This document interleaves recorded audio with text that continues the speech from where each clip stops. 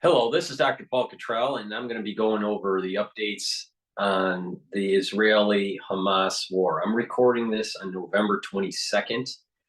I did do a recording with John Hogue, part 3. I'm going to be replaying part 1 and part 2, in addition to replaying part 3, so make sure you watch that.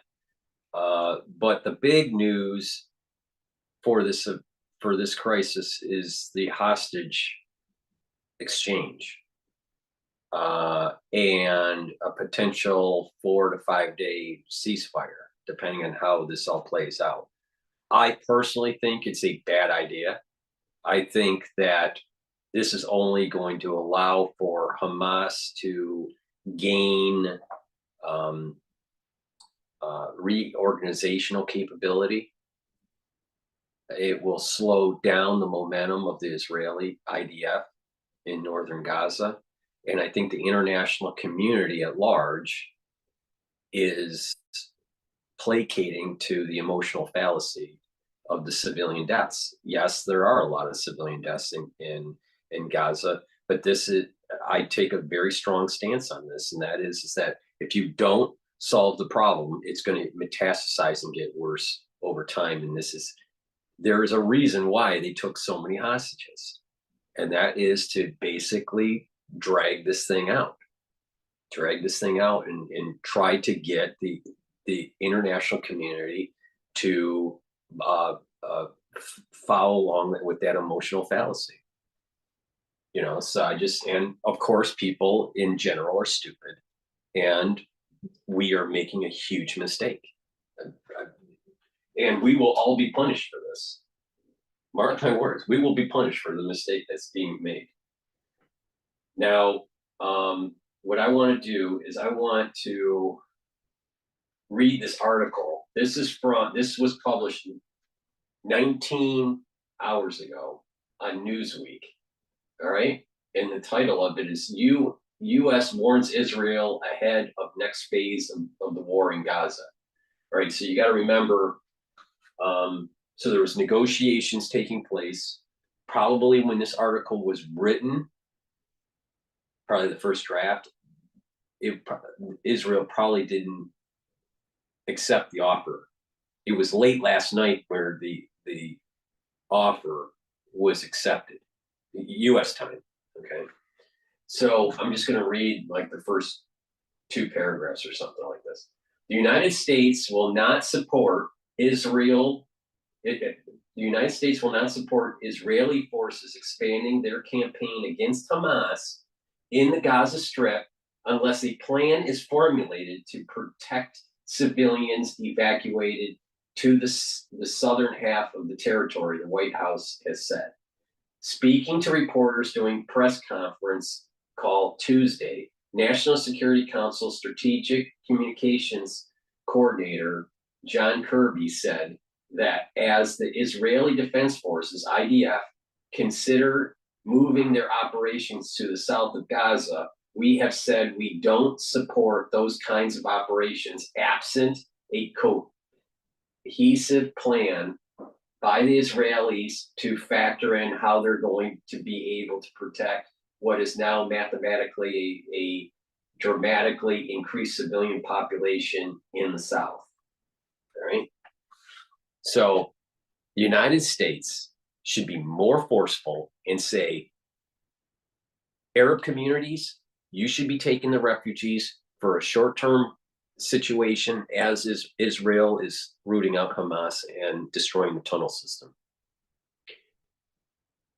The Islamic countries, the surrounding countries don't want to take them.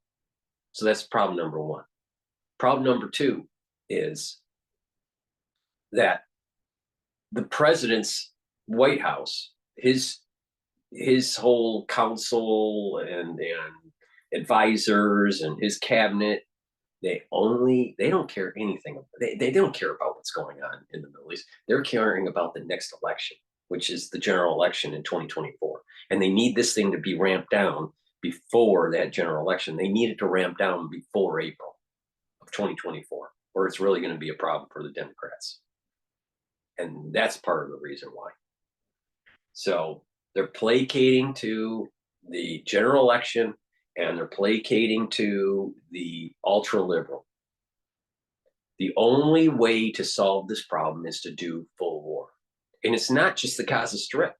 The reality of the situation is that they need to take territory away from Lebanon and Syria. They need to destroy Hezbollah and Iran. Now there are people that type in the chat or in the comment section, saying that, oh, you're a warmonger and you're evil and all that. I don't care.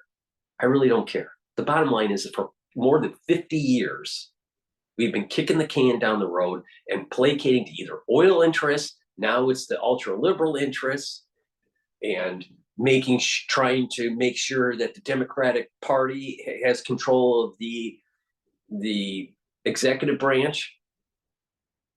But they don't really care about the long-term effects of what's really going on. And the reality of the situation is that terrorism is going to metastasize. This isn't going to get. You think? Tell me why, if there's a ceasefire, a long-term ceasefire, meaning weeks or months, and all the hostages are exchanged, how that's going to change the whole dynamic of the situation. It's not. The reality of the situation is that the West Bank, all of it, needs to go back to Israel. If there's an interpretation on if the Gaza Strip needs to go back to Israel, it's fuzzy on exactly where the boundary is. Some would interpret it as they can stay, meaning the Palestinians in Gaza. But West Bank, for sure, 100%, that's Israel. Jerusalem, that's Israel. Parts of Lebanon and Syria, that's Israel. Parts of Jordan, that's Israel. Parts of even the Sinai Peninsula, that's Israel. That's not Egypt. And that's the bigger question here. And so how by doing this ceasefire, how's that solving the problem? It's just kicking the can down the road again.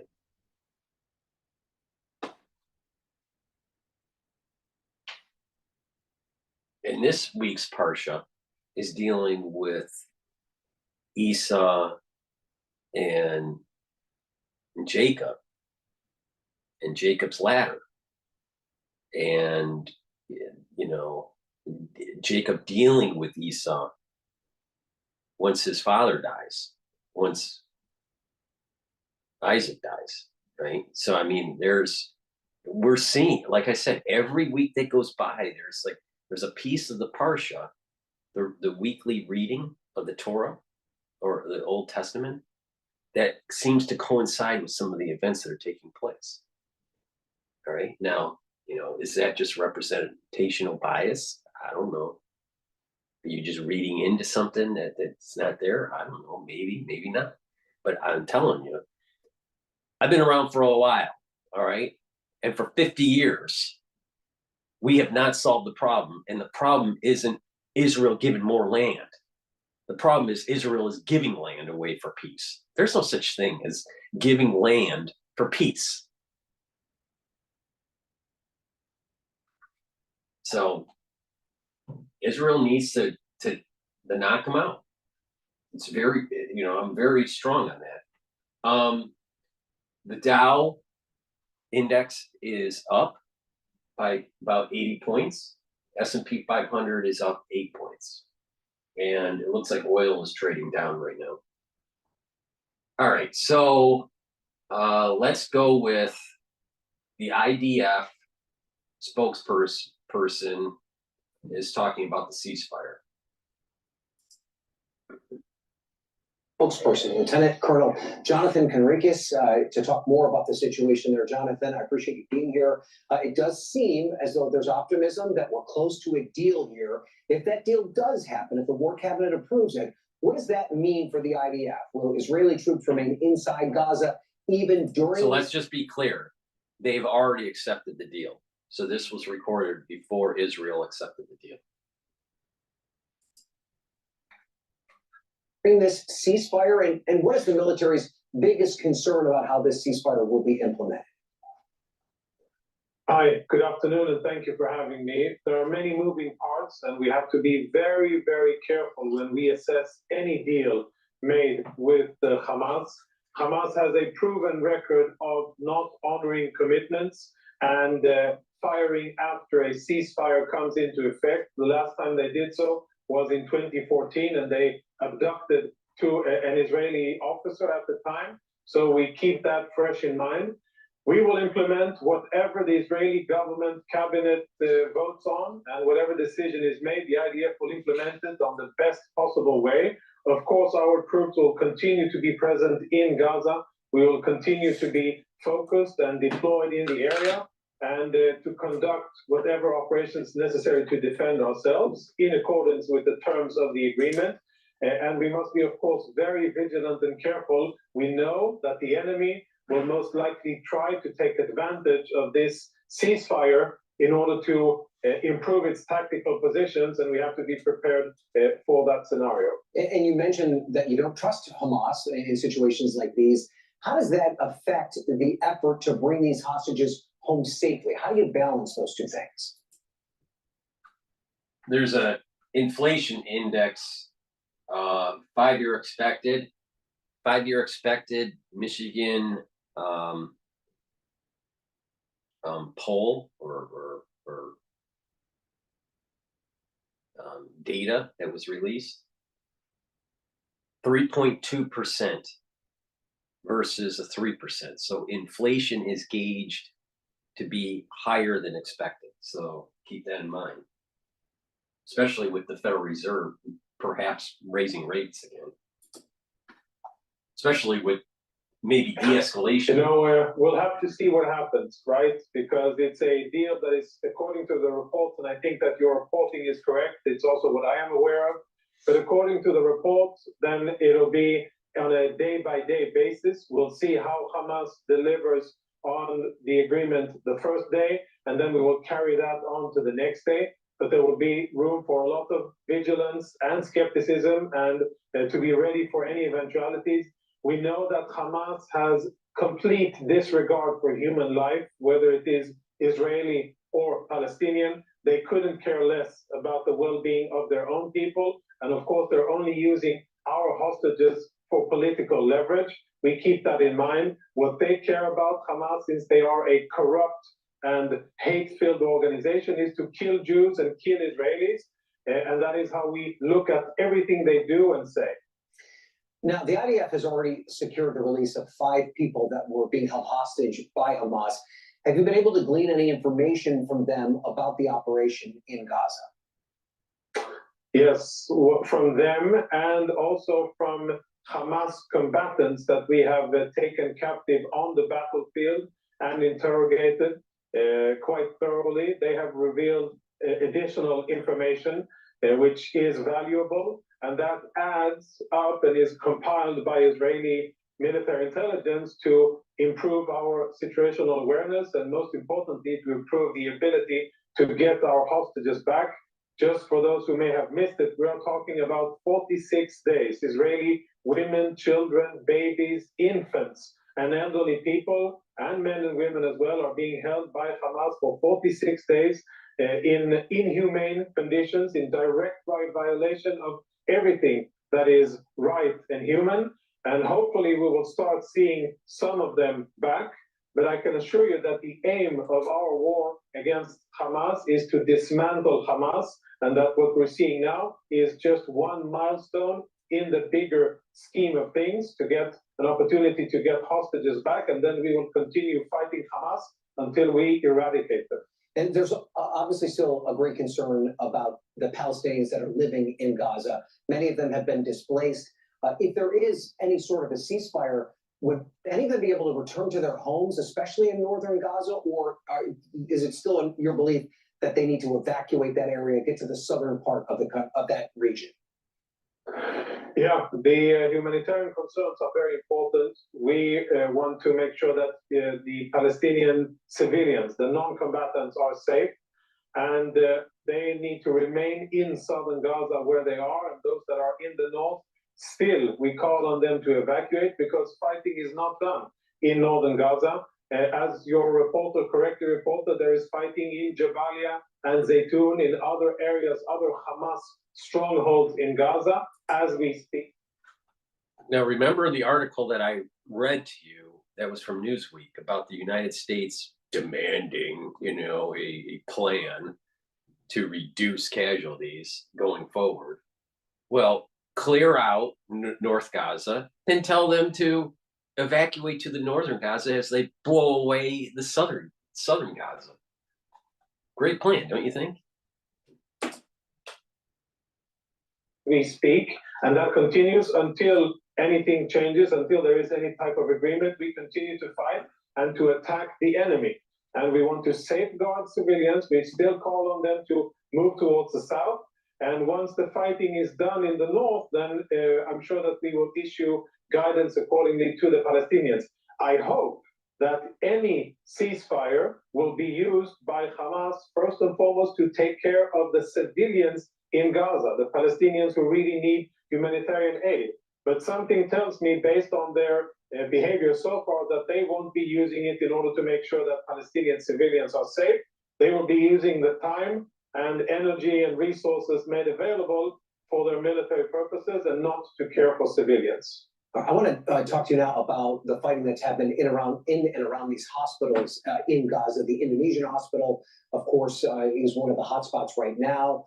Your government's denied shelling the hospital, but said instead that it was targeting enemy fire from within the hospital. Do you believe that Hamas is also operating at this hospital, as you've said that they are operating at other hospitals? And do you have specific intelligence that would lead you to that conclusion?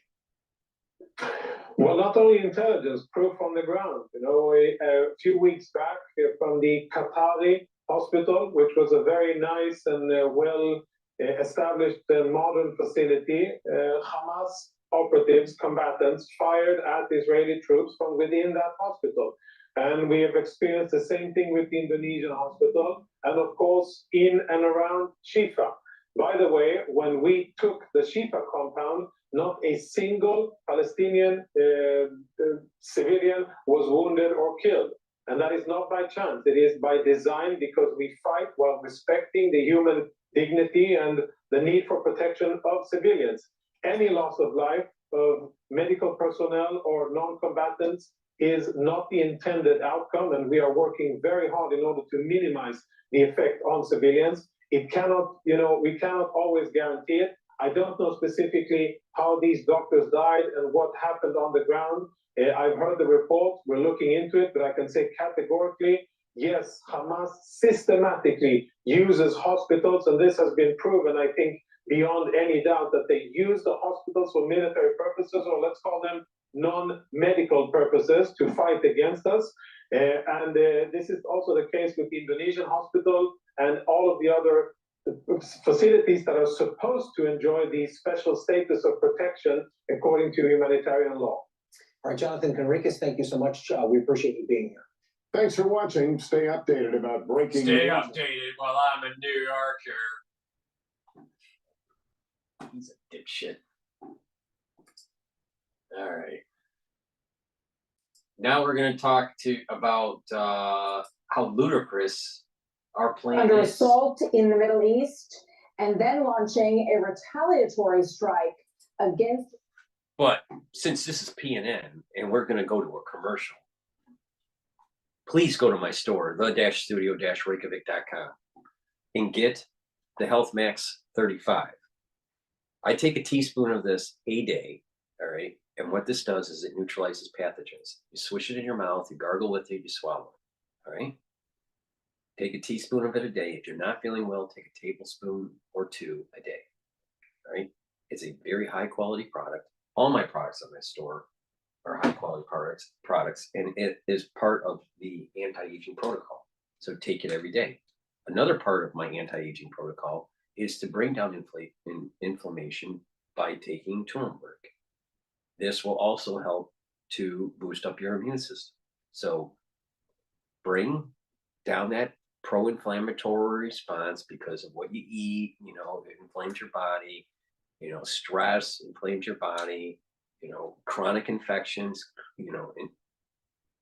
inflames your body.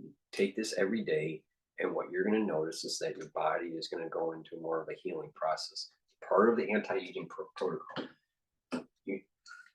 Americans and even Europeans, but especially Americans, have way too much sugar in their diet.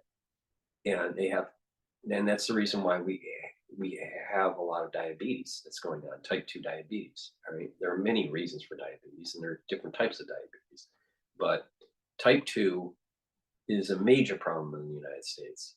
So to control your blood glucose levels and bring down that inflammation and to improve cardiovascular health, take ashwagandha. All right. If you have too high of a glucose level, it's not good for your vascular system. And not only that, it causes weight issues and a whole bunch of other problems with your kidneys and blood flow to the brain and everything like that. So take ashwagandha every day. It's part of the anti-aging protocol. You need to take vitamin C, right? Because if you look at people that are like crazy liberals, their teeth are falling out, they have gum disease, and they might even have scurvy. So go to my store, the-studio-reykjavik.com, and take your vitamin C so you don't look like a crazy liberal, right? But not only that, if you take this with collagen and drink water, filtered, 64 ounces of it, and you take you apply the silver gel, the structural nano silver gel on your skin every day, what you're going to notice is your skin's going to improve. Why? Because vitamin C, collagen, and water cross-link and create a better dermal layer, and your skin will look healthier. Your skin will be healthier. It's not just look healthier. Take clarity factor. This helps to remove that brain fog. And what will happen is that you'll be able to concentrate at work, concentrate in school. You can take this once a day or twice a day. I take it twice a day, once in the morning and once in the late afternoon. And what you'll also notice is that your cognitive function will improve. It's not just memory and being able to concentrate, but those dendrites are going to improve. The connections of your neurons will improve. And because of that, if you train your brain, right, and you get proper sleep, you're going to have better cognitive function. You're going to have better brain health. So take clarity factor. It's part of my anti-aging protocol. I have very high quality structural nano silver soaps. This one is an oatmeal, but I also have lemongrass and peppermint and charcoal tea tree and some others. But go to my store, the-studio-reykjavik.com. Link is in the description, and get the structural nano silver soaps. All my products are really important to take on a regular basis, but you can also use them as gifts, stocking stuffers and stuff like this for the holidays. So get a couple products and try to, slightly nudge someone to improve their health. It's a great way. It's a great way to, get someone on the path to proper diet, exercise, proper sleep, proper supplementation, proper brain exercising, reading, writing, challenging your brain, and you're gonna slow down the aging process. Trust me on this; it works. But you got to do it every day. You got to do it over a period of time, and there's a compound effect. Same thing, aging. There's a compound effect. If you don't take care of your body, it will start to compoundly negatively affect your body. But proper supplementation, proper diet, and exercise, there's going to be a compound effect that's positive for your body, and it will heal, and you'll slow down the aging process. So let's go back to the news. This is PNN.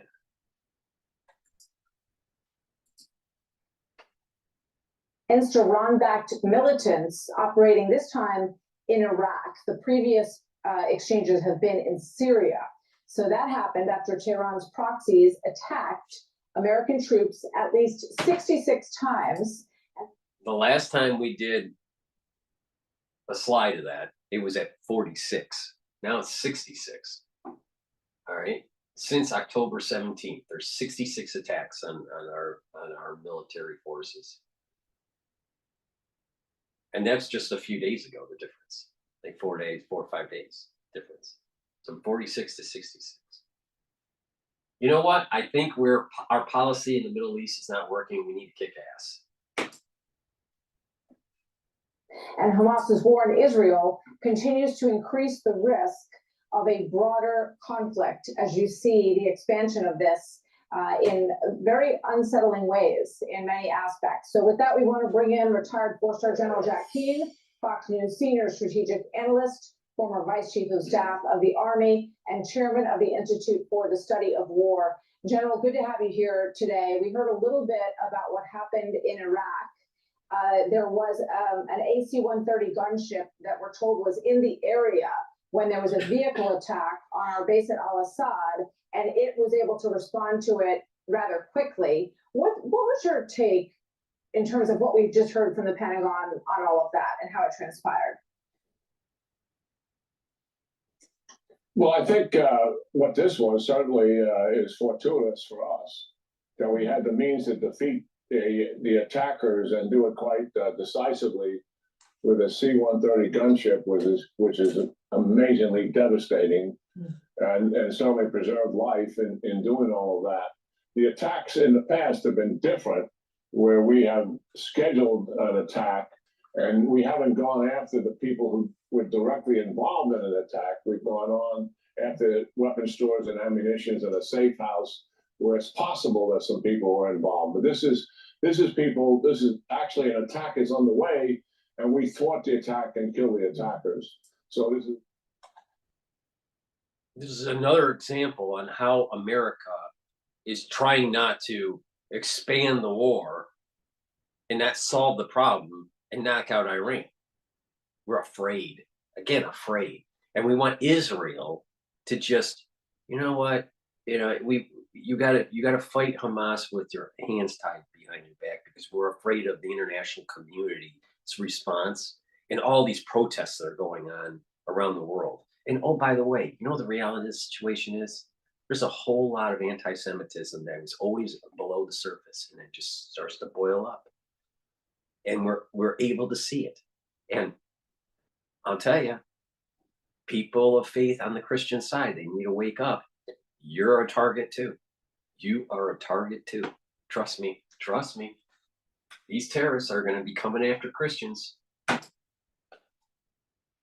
So this is obviously a defensive operation on our part that was very successful.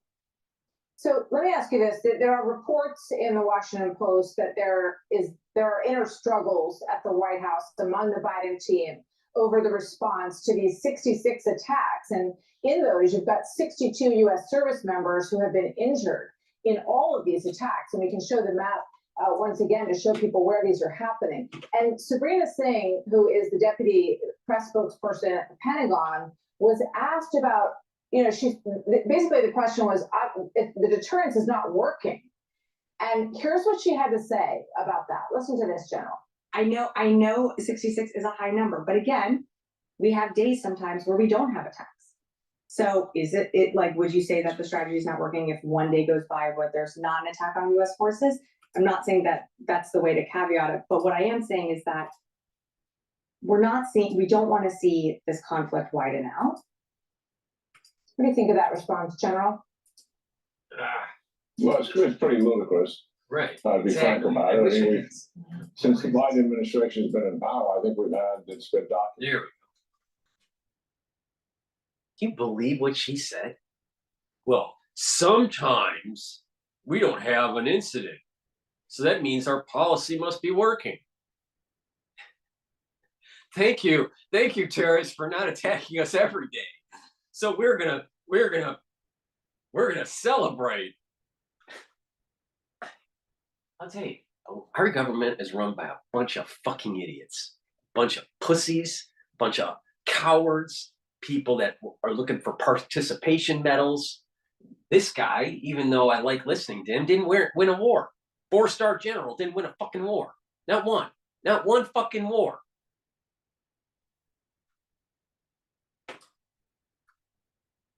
been documented 150 something attacks on our forces in Iraq and Syria.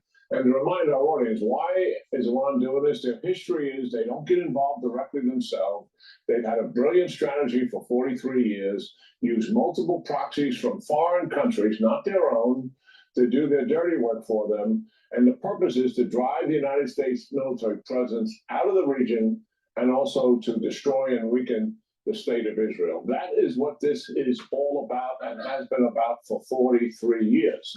The history shows us, and I fundamentally disagree with those who say if the United States responded strongly, we're going to expand the war and we'll have a regional war. But when he had a uniform on, why didn't he get the job done?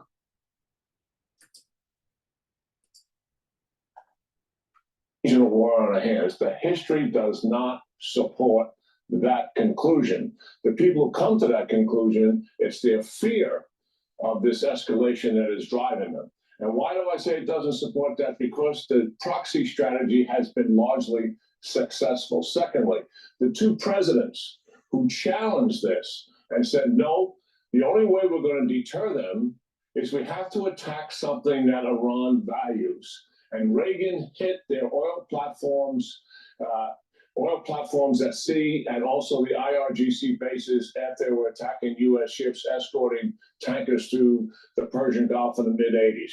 Trump went after the commander of the IRGC Quds forces to deter their attacks. Qasem Soleimani, well documented. Did the Iranians attack back? Yes, they did. It was a measured attack. And what happened after that? Nothing. What happened after what Reagan did? Nothing. History supports that Iran does not want a direct war with the United States. This is the issue that the administration and those who fear this cannot come to grips with. Oh, there's a possibility that's going to happen. No, well, of course there is a possibility it's going to happen, but the evidence does not support it. Why would Iran ever want to get involved in a direct conflict with the United States that would involve the destruction of the thing that they value the most, their regime?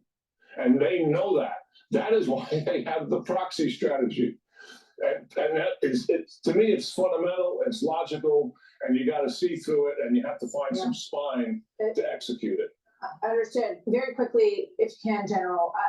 It appears, though, that Iran is quite emboldened at the moment. We're seeing these attacks in the north from Hezbollah. You're seeing a lot of activity to the east from the Houthis. They took a ship. They said they're going to take more ships that come into the region if they have any Israeli affiliation. There's an argument to be made here that Iran believes that now is the moment to succeed in their goal of finishing off Israel. Well, I think there's something happening here with the three of our major adversaries, China, Iran, and Russia. All of them have become considerably more aggressive during this administration. I'm not getting into the politics. I'm just getting into the perceptions that they have. They believe the leadership is weak and the United States is in decline. And there is a window of opportunity here to take the initiative and achieve some of their national goals. You saw that in the invasion of Ukraine. You see it with President Xi's fundamental increase in 2 years of aggression in the Taiwan Strait, South China Sea. It's amazing how much he stepped up his game. And Iran is doing the same thing. This is not independent of each other. This is a fundamental conclusion they've come with. They operate in terms of their own national interest, but they also are supporting each other. They have a common goal. Take advantage of the United States when they perceive it's weak and they think it's in decline. Whether that's it's a perception or a fact, it's irrelevant. That's what they believe, and they're acting on those beliefs. Seems pretty clear and well articulated as always by you, General. Thank you very much. Always good to see you, sir. Thank you, General Jack Keane. Yeah, great talking to you, Martha. You as well, sir. Always. Hey, everyone.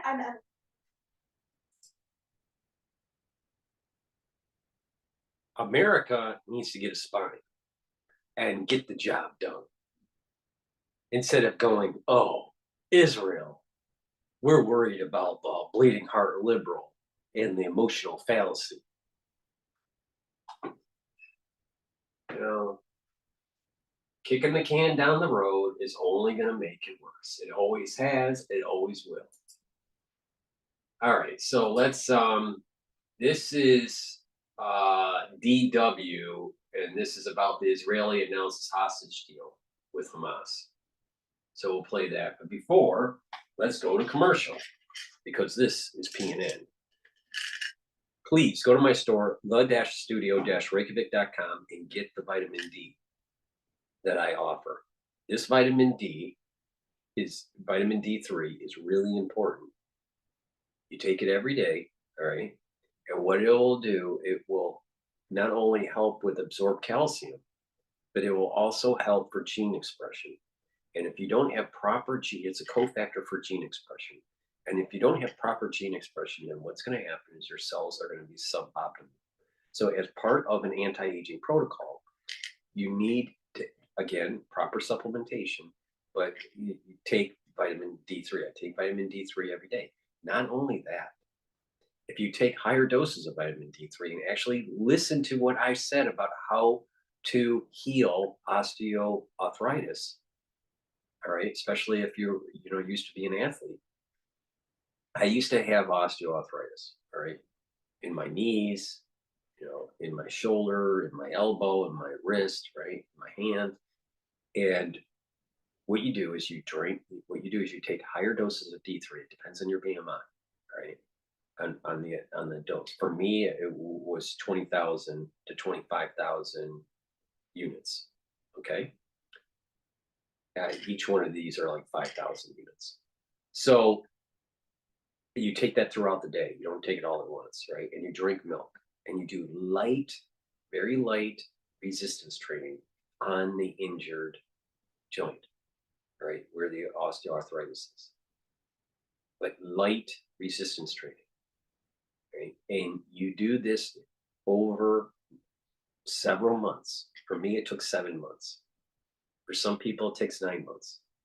But you do it over many months, and what you'll notice is that you are healing the osteoarthritis. The reason why it's working is that you're able to absorb the calcium, right?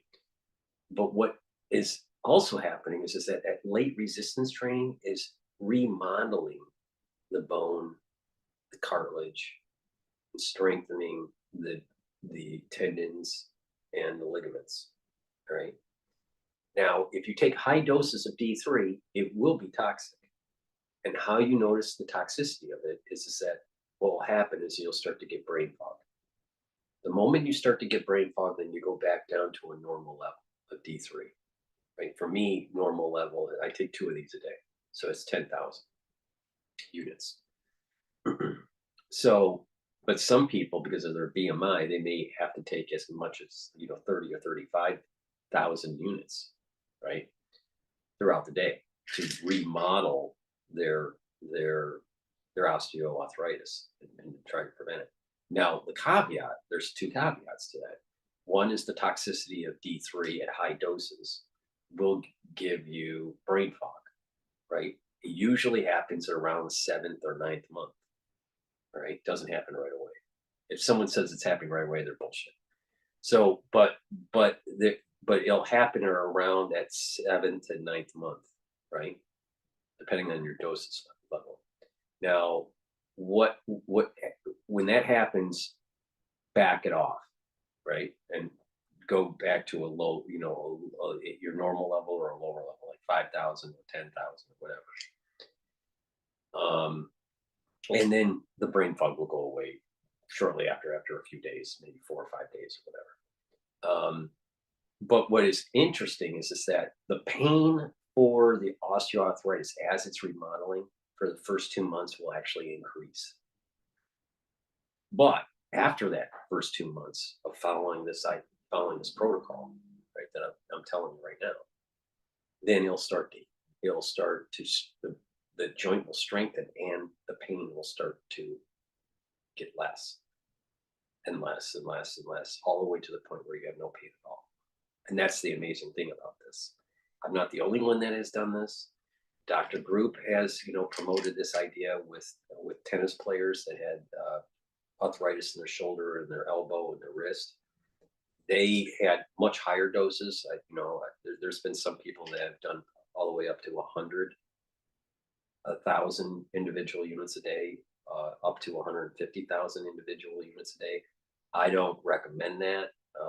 But those were extreme athletes that were doing that. Those were like the top of the top, right? So, and most people that are listening to the show are not the top of the top athlete, right? So, but take my advice. You can reverse osteoarthritis with what I just said, but you got to be careful. Toxicity, too high of a dose of D3 can be toxic, and when you start this, it will as the joint is remodeling, as the bone is remodeling, it's going to be painful. It's going to be more painful than before starting. But after about a month and a half to 2 months, it's going to start healing, and you're going to have less pain. And you keep on doing that for about 7 to 9 months, depending on how bad the joint is, and you can reverse this. So I did it. It worked, and there are many other people that have done it, and it works. So take my advice or don't take my advice. I don't really care. Go to my store, the-studio-reykjavik.com, and get the D3. I have 2 types of probiotic. I have a powdered form and a capsule form. You need a really good probiotic because your gut biome is part of that whole metabolism and that communication between your gut and your brain, and between your gut and your liver. So it can also help with mental anxiety or mental depression, right? Gut health is a big part of the protocol of getting your body into homeostasis, so it is healing, right? A bad gut, probably going to have problems with your colon, right? But with a proper gut, you're going to have good communication between your gut and your liver. You're going to have better metabolism.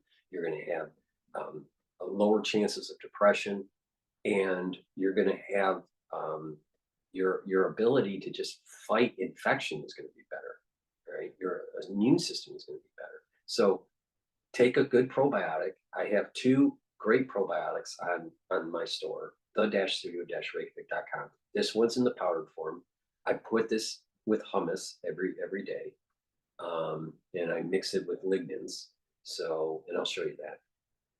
And you can take it every day. Other people prefer the capsule because they don't want to deal with the powder. That's fine too. Lignans, it's a powder. This helps to boost up your immune system. Why is that important? Because you want to have a healthy immune system, especially your natural killer cells and your CD8 positive cells, to be able to seek and destroy cancer cells or precancerous cells. All right. If you have a poor immune system, your chances of getting cancer are higher. I wonder why that's so important in the post era that that we're in right now. All right. Now, lignans also helps with hormonal health for males and females. So if you're a male or female, or a giraffe, take lignans. It's going to improve your hormonal health, but also improve your immune system. It's really important, especially if you're concerned about a weakened immune system. Go to my store and get the magnesium and zinc. You need magnesium and zinc every day, all right? And if you're sick, take a double dose of this. Why? Because it's been found that if you have an increased dose of zinc, you actually can fight a cold, right? And we're in the cold season. So those are some of the products that I offer on my store, the-studio-reykjavik.com, and follow the protocols that I talk about how to improve osteoarthritis, or how to reduce cardiovascular disease, or how to slow down aging. If you don't want to listen to me, don't. But I'm not wrong. Back to the news.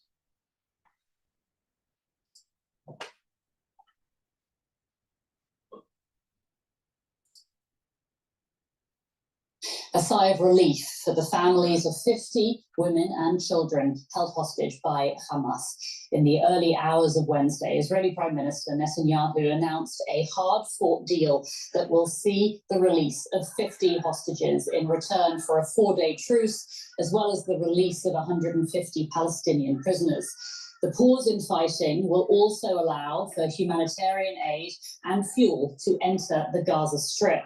Now, Qatar, which helped broker the agreement, said the starting time of the truce would be announced within the next 24 hours. Now, under the agreement, Hamas is set to free 50 of the hostages it took in the October 7th terror attack on Israel. In exchange, around 150 Palestinian prisoners held in Israel will also be set free. And as part of the deal, there will be a pause in fighting between Israel and Hamas for 4 days and access to humanitarian aid. Israel has also said it would extend the truce if additional hostages are released.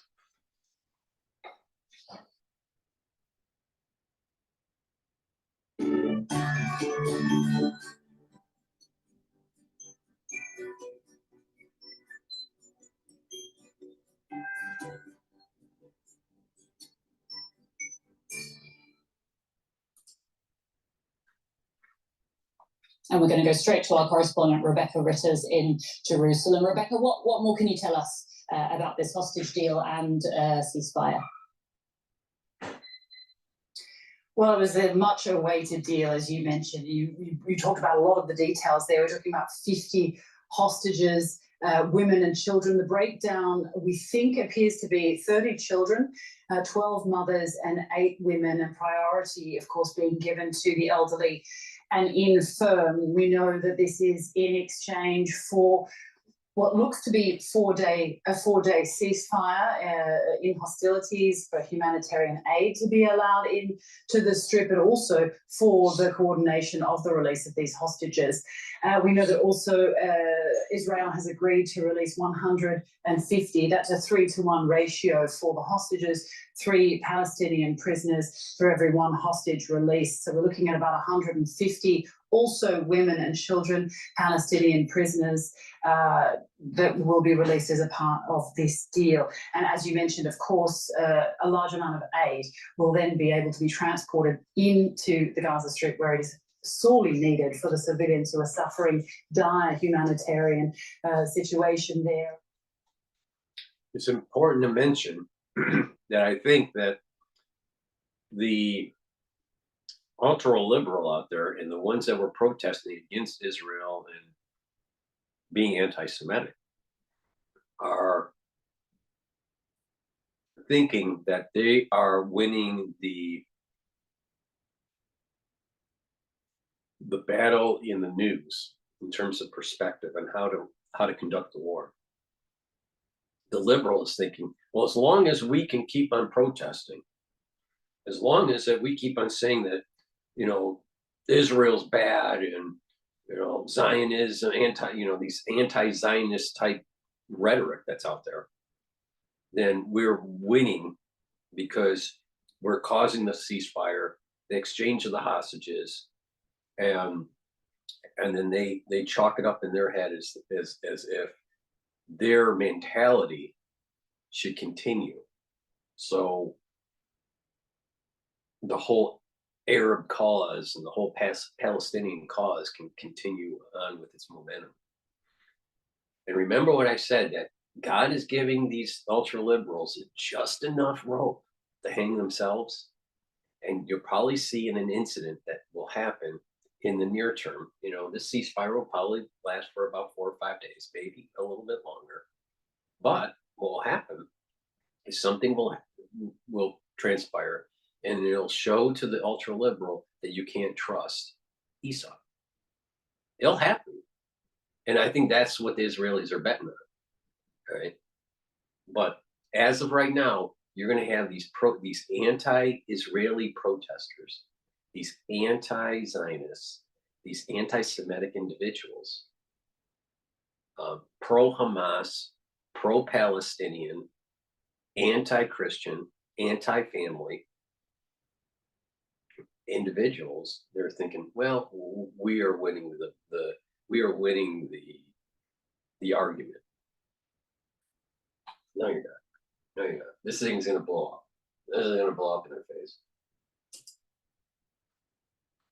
They've been unfolding for weeks because now. today is the 22nd.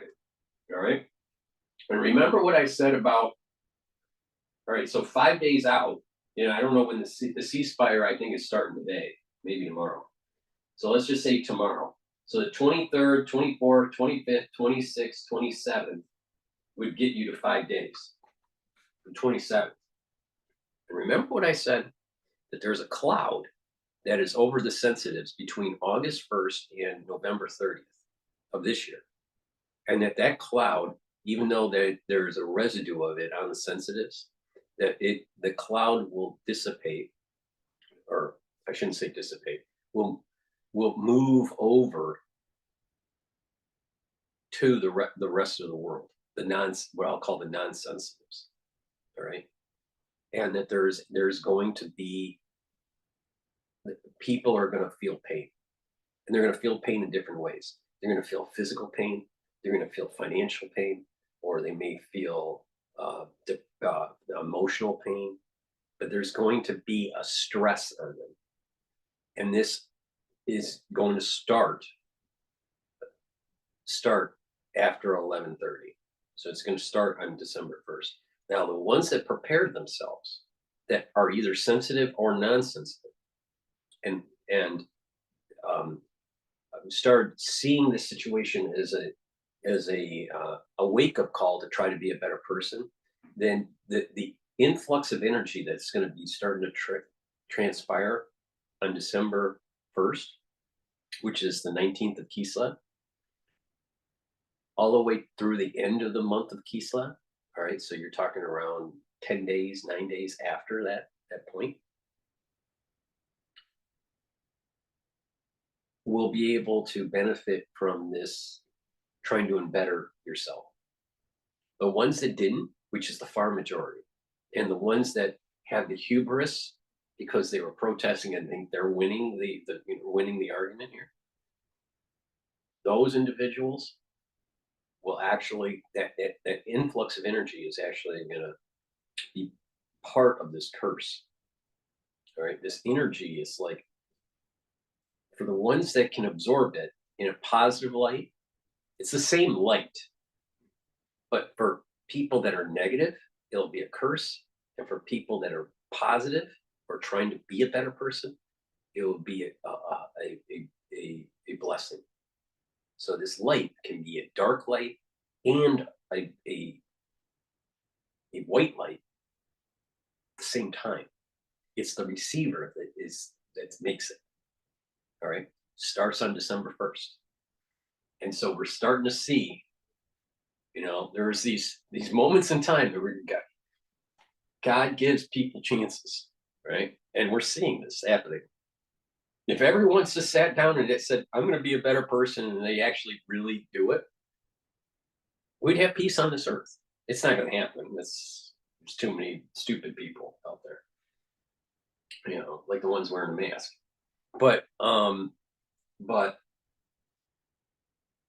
there's a test, and you're just seeing enough rope right before December 1st. Now, some people think, "Oh, you're crazy," blah blah blah. You're an escapee from an insane asylum or whatever. But the thing is that you must be crazy, Paul. The reality of the situation here is that I'm not the only one that's sensing this. All right, there are many people out there that are saying the same thing, slightly different. They have a slightly different spin on it, but we're saying the same thing. Take heed to the warning. And of course, much needed fuel to be able to help run the hospitals, to help run telecommunication systems, and many other things, of course, generators to create power. So this landmark deal, the first cessation in hostilities, hopefully, as you mentioned, soon to begin within the next 24 hours. Let's talk about timing. Is it clear yet when the first hostages will be released? Has there been any? Why wasn't there a question not about the ceasefire, but is it actually going to solve the problem? And the answer is no. So you're kicking the can down the road. And so with everything that Dr. Paul Cottrell has said, since covering this, I don't know how many weeks now it has been now, 6 weeks, 5 weeks, whatever it is all coming true. The ultra liberal is getting what they want, but now God is going to show them that what you wanted isn't what you thought it was. Have been any time suggested yet, more specifically? Nothing more specific than that 24-hour window at this stage. A list of some 300 potential Palestinian prisoners has been released, and there is an idea that now Israeli citizens who may have been affected by something that the Palestinian prisoners were arrested for would be able to make a petition to the High Court. So there's a legal procedure, legal process, 24 hours being given for people to file a petition. If, of course, there are no delays there, then we'll start hearing a more concrete timing.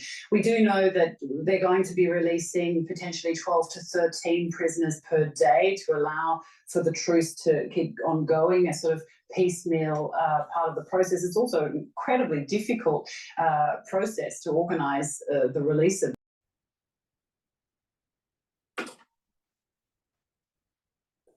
We've been hearing able to access the hostages prior to them being released and be able to administer some medical care there, but it is going to be a days-long process, and as you mentioned, something that may be extended should more hostages be negotiated to be released. For every 10 hostages, there will be one more day of ceasefire. Is there anything more specific you can tell us about the Palestinian prisoners due to be released as part of this agreement?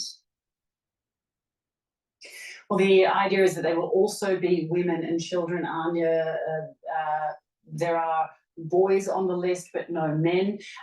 There have been 300 names, as I just mentioned, that have been potentially released. Now, that's of course to find 150 that no one will take issue with if they're released, but also to allow for wiggle room for more prisoners to be released should more hostages be released. As I just mentioned, there is a sort of second phase of the deal kind of tied into this one, where we could see potentially more hostages released in exchange for more prisoners and more ceasefire, up to a maximum of 10 days is what has been published in the cabinet agreement so far.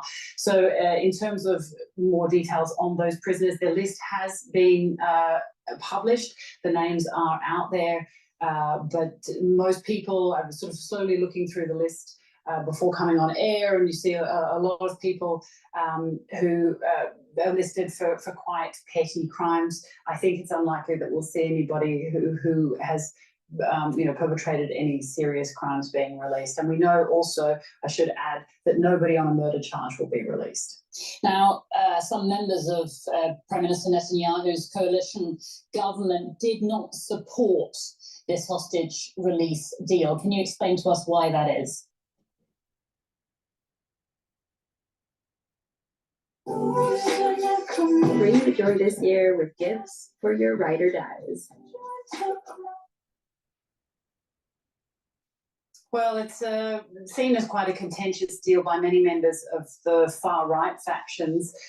We saw 3 members of the Otzma Yehuda, the Jewish Power Party, vote against the hostage deal. They say this is playing into the hands of Hamas, giving them a free kick, if you will, because they say that by giving them these ceasefires, that this humanitarian ceasefire, even though it's only for a few days, will allow them the opportunity to be able to rearm, to re-establish, reconnect, and work out ways to go forward in this conflict, ways to be able to keep attacking the Israeli military in this war. So they were very against it, but in the end, an overwhelming majority did vote in favor, 33 versus three, and even people who had slight concerns, including the finance minister, Bezalel Smotrich, it does appear that they were won over when departments like the Mossad and the Internal Security Services, the Shin Bet, said that they were in fact on board with this deal and they thought that it was good. That seemed to convince a majority of people to vote in favour.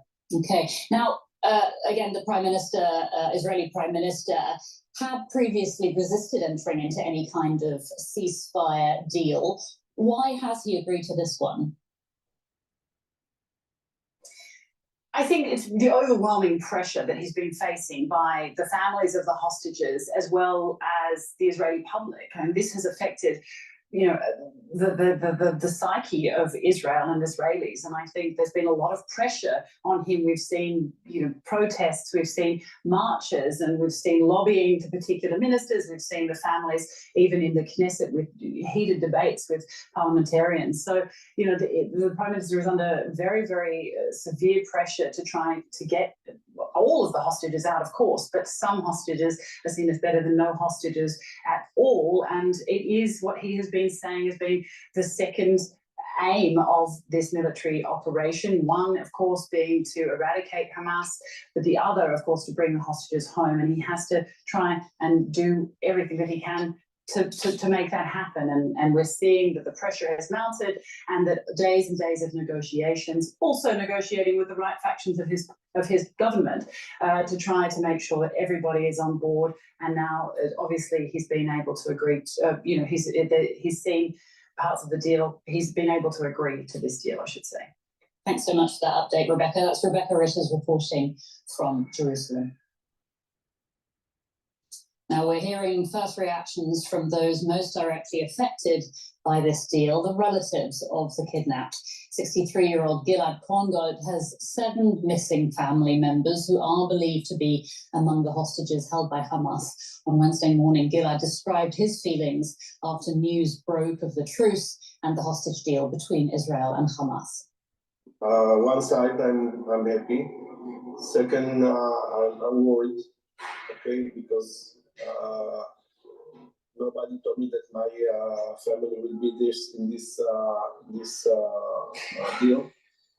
Okay, there was 40 children inside Gaza, and they go to only 30. Where are the others? I don't know. I hope that everybody will release. It's terrible 7 weeks. I think it's never happened in my life for sure, but in the history of the. Like I said, Israel should not have conducted the war based on the assumption that they were going to bring the hostages back alive. You got to get the war completed. And sending the hostages and negotiating some sort of ceasefire or some sort of longer peace agreement isn't going to solve the problem long term. So this person, let's just say his family members are, let's just assume that his family members, I just had a text message from the Harvard Club. All right. You see, you get real news at CNN. All right. And so this is the Harvard Club in New York. All right. As we gear up for another delicious Thanksgiving, we're excited to hear about your favorite pie. Last year, stuffing took the crown for ultimate side dish, but now it's all about the sweet and savory pies that steal the show. Which one is your top pick? Apple, pumpkin, sweet potato, or pecan? I think it's pumpkin. So I have to vote for pumpkin. All right. I'm sure that Stephen Benu at Israeli Live doesn't do that. I'm pretty sure that Dave Hodges doesn't do that. And I'm sure that Lisa Hayden doesn't do that. All right. Okay. So back to the important thing. He wants his kids back or his family members back. Understandable. And again, I don't have any skin in the game, so it's easy for me to say. But the thing is that how's him getting his family members back with solving the problem long term for Israel. See? So they get kidnapped again, or someone else's family gets kidnapped or killed. Solve the problem. And if your kids are part of the sacrifice, so be it. Oh, that's so mean, Paul. But we wouldn't be at this problem. We wouldn't be here at this problem if we solved the problem 50 years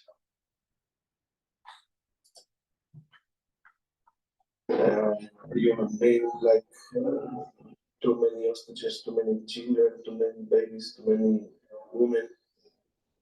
I don't know how I feel right now. I want to be sure that my family will release at least the grandsons and my daughter-in-law, and then we continue.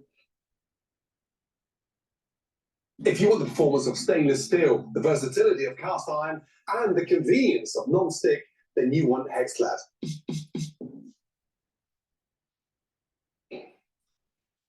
And for more, I'm joined now by our Middle East analyst, Shani Rosanas. Shani, good to see you. This deal's been weeks in the making. Obviously, the hostages were taken on October the 7th. Tell us more about what's led to this breakthrough. Well, I think Israel has realized that its strong operation in Gaza is not yielding the result it wanted. At the beginning, there was still hope. There was one soldier they managed to, Israeli forces, IDF forces, managed to release. They realized this is not going to happen. There's growing international pressure to bring more humanitarian aid into Gaza. So it was clear this needs to happen, and Israel wanted clearly always to say we're going to pound, we're going to crush Gaza, and we hope this will make Hamas agree to concessions and to bring some hostages to be released. And finally, Israel feels like this has yielded the result that it wanted. There's also, for Israel, when it comes to the offensive, on the ground, it's the time to move from the south, from the north to the south of Gaza, and it seemed to be a good timing. But also the key here is also for Hamas. Hamas wants and needs time to recoup, to get fuel, which is the most important thing they're also getting from the deal, aside from humanitarian aid. And it seems like both sides have realized 47 days of attacks and counterattacks have not really yielded much more. For this moment, there needs to be some change. And we know that Israeli citizens have 24 hours to petition the High Court against the release of the Palestinian prisoners as part of this deal. How likely is that, and how would the High Court react? We will see petitions. We already know of several organizations, mostly identified in the right wing, with the Jewish Power Party also, that we've heard that were objecting this deal. They will petition. The court will traditionally, before I vote. Remember what I said about this infighting that's going on in Israel between the right and the left, all right? And that there's even the left, the ultra-left, we're desecrating Orthodox prayer services during Yom Kippur in Tel Aviv, all right? And there's this infighting within the country of too much power is moving towards these liberals, and that there is a loss of conservatism, especially religious conservatism, in Israel. And it's a concern. Now you got to remember, if you look at, quote, Zionism, right? They wanted to root out, a lot of people that aren't Jewish, they don't really understand Zionism, right? But there was a concerted effort within the state of Israel, as it was founded, to try to slowly titrate out the Orthodox community and turn Israel into a secular society. All right. And in many ways, it's been successful. Now, to have a vibrant society, you can't be homogeneous. There has to be, some sort of understanding and a mix of different people, right? But you get to the point where you have the ultra left trying to literally desecrate on purpose certain biblical precepts. That is going too far. And that's the internal battle that's going on in Israel. Now, that is a microcosm of a larger problem in the world in terms of numbers. Spiritually, the problem that's happening in Israel is probably more so because of the Holy of Holies is there. But in terms of absolute numbers, you have the ultra liberal in the world that is destroying the family unit and destroying religion and destroying, affinity to country, destroying economic systems. All right. So this infighting between conservatism and ultra liberalism is a problem. That's why I framed that the real evil ones here are the ultra liberals, and they're going to be judged. She's proven my point. Now, most of the reporters will side on the liberal side and not on the conservative side. The problem that they are having in Israel is very similar to the problem that we're seeing with our politics that's happening in the United States. And that is that the liberal is trying to stack the court so conservatism can't take hold. They want to rewrite the rules. They want to rewrite the rules, right? Well, the problem is that the foundation that the state of Israel was built on was to try to water down the religion, to water down the precepts of the Torah. They wanted to not, they wanted people to not go and learn Talmud and be in the yeshivas. They wanted to be a secular society. And that's okay. I mean, there's aspects of the society that makes it vibrant to have secular knowledge, right? But when you have it, when it goes too far to the left and it's now forcefully desecrating precepts of the Torah, and there is this kind of existential threat that's happening in Israel between the observant Jews and the non-observant Jews. And people aren't paying attention to that very fact.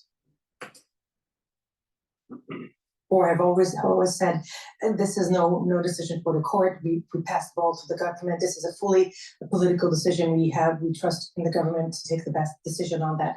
The procedure still needs to be made. They still need to petition. They will probably be rejected, but this also takes time that needs to be calibrated into the system of how, what the next steps are.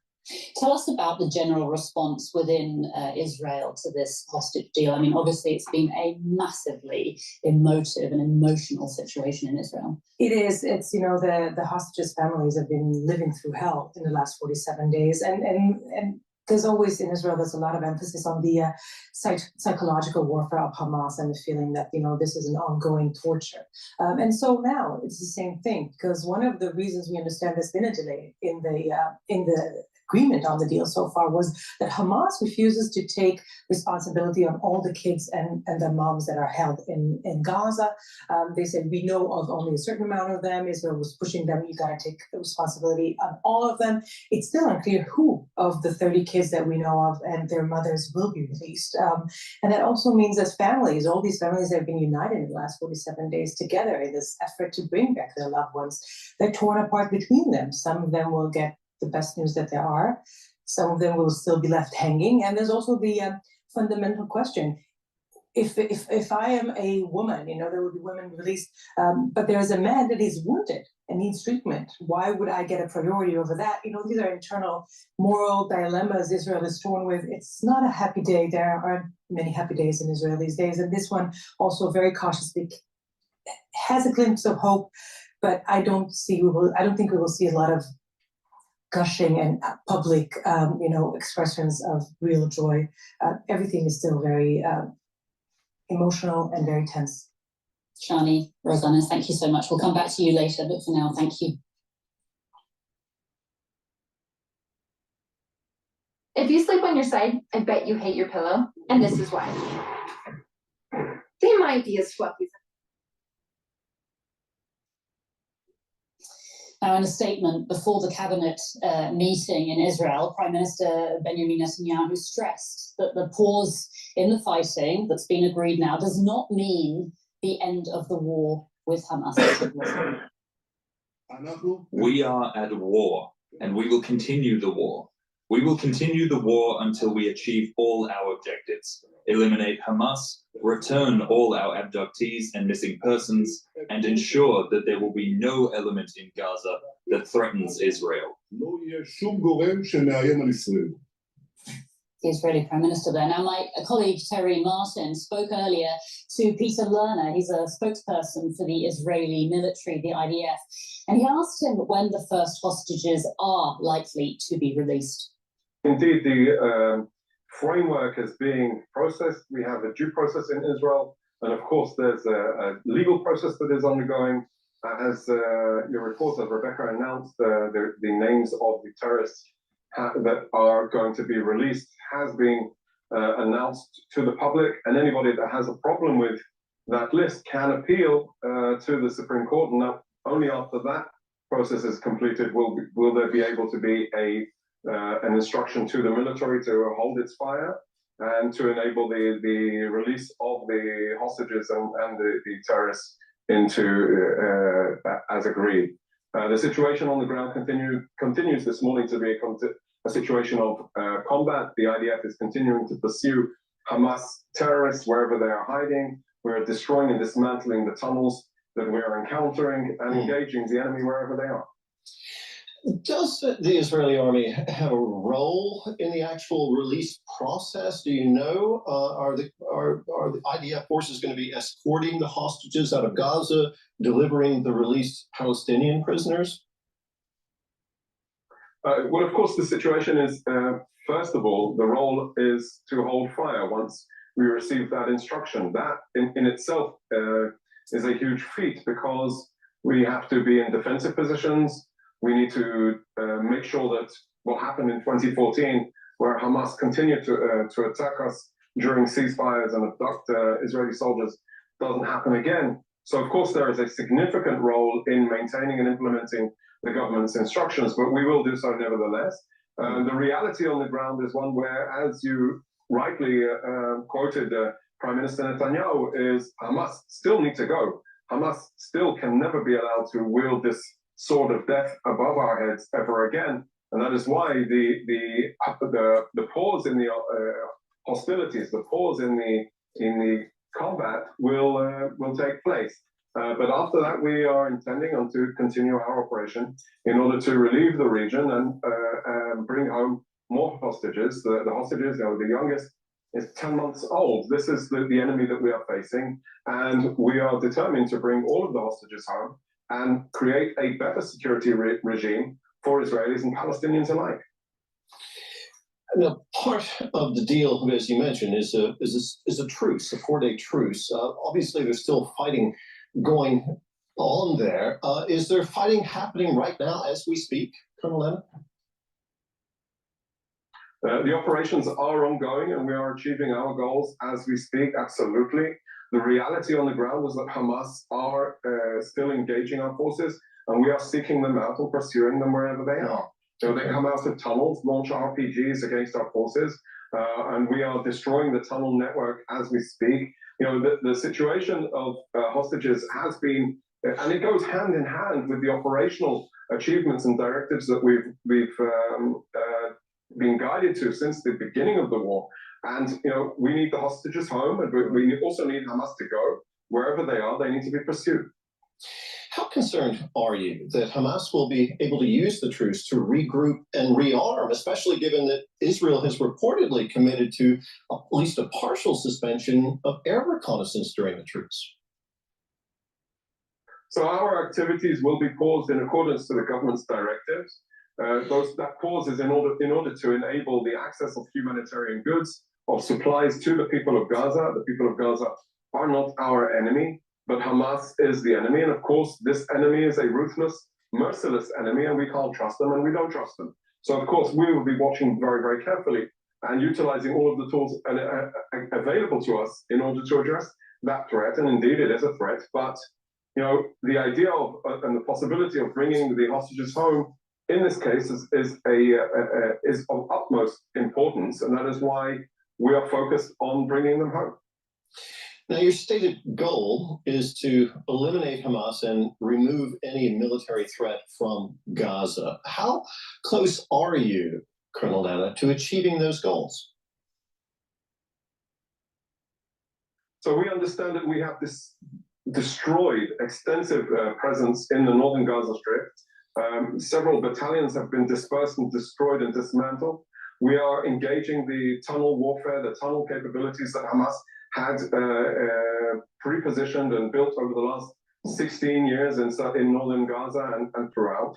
And we are engaging them wherever they are. Indeed, they still have operational capabilities, but they are definitely on the run. And I would say the result of this agreement, the framework of releasing hostages, is a result of the extreme pressure that the IDF has put on Hamas, on its leadership, on its organization, and its ability to conduct these operations against us. So I would say we're moving closer every single day to achieving our ultimate goal of securing and restoring safety to the people of Israel, Israelis living in the communities surrounding the Gaza Strip, but not only because they continue to fire rockets at us, and this is something that we won't accept. And that was Peter Lerner, spokesperson for the Israeli army, the IDF, speaking to DW earlier. Now, Germany has welcomed the deal between Israel and Hamas. Foreign Minister Annalena Baerbock described the agreement to release some of the hostages as a breakthrough. She also urged for vital aid to be distributed among the people of Gaza. Germany, as well as the United States, the UK and the European Union, have rejected calls for a long-term ceasefire, arguing that it could give Hamas time to regroup. We're going to cross straight to DW's political correspondent Matthew Moore, who joins us now from our parliamentary studios here in Berlin. But we're going to do a commercial on P&N. I have two different types of structural nanosilver gels. I have this easy dispensed mechanism that you just pump it and it will come out. You can keep this in your bag, to travel around to work or whatever. And you apply it the exact same way as this silver gel, structural nanosilver gel. Actually, this is 24 ppms. This is 35 ppms. But you apply it the same way. And that is, you put it on your hands, around your mouth, or around your nose, lightly coat your nostrils, lightly coat your eardrum, your ear canal, around your ears, right? And it'll stay active for 5 hours. It's much better than Perel. Perel is an alcohol based, so it evaporates and can crack your skin. Structural nanosilver will not crack your skin, and it actually will heal your skin. So, and on top of it, if you use it as a topical, right, and put it on your skin, around your face, and your whole body overnight, and you exfoliate it when you wake up in the morning, you do this regularly, you'll notice that your skin will improve.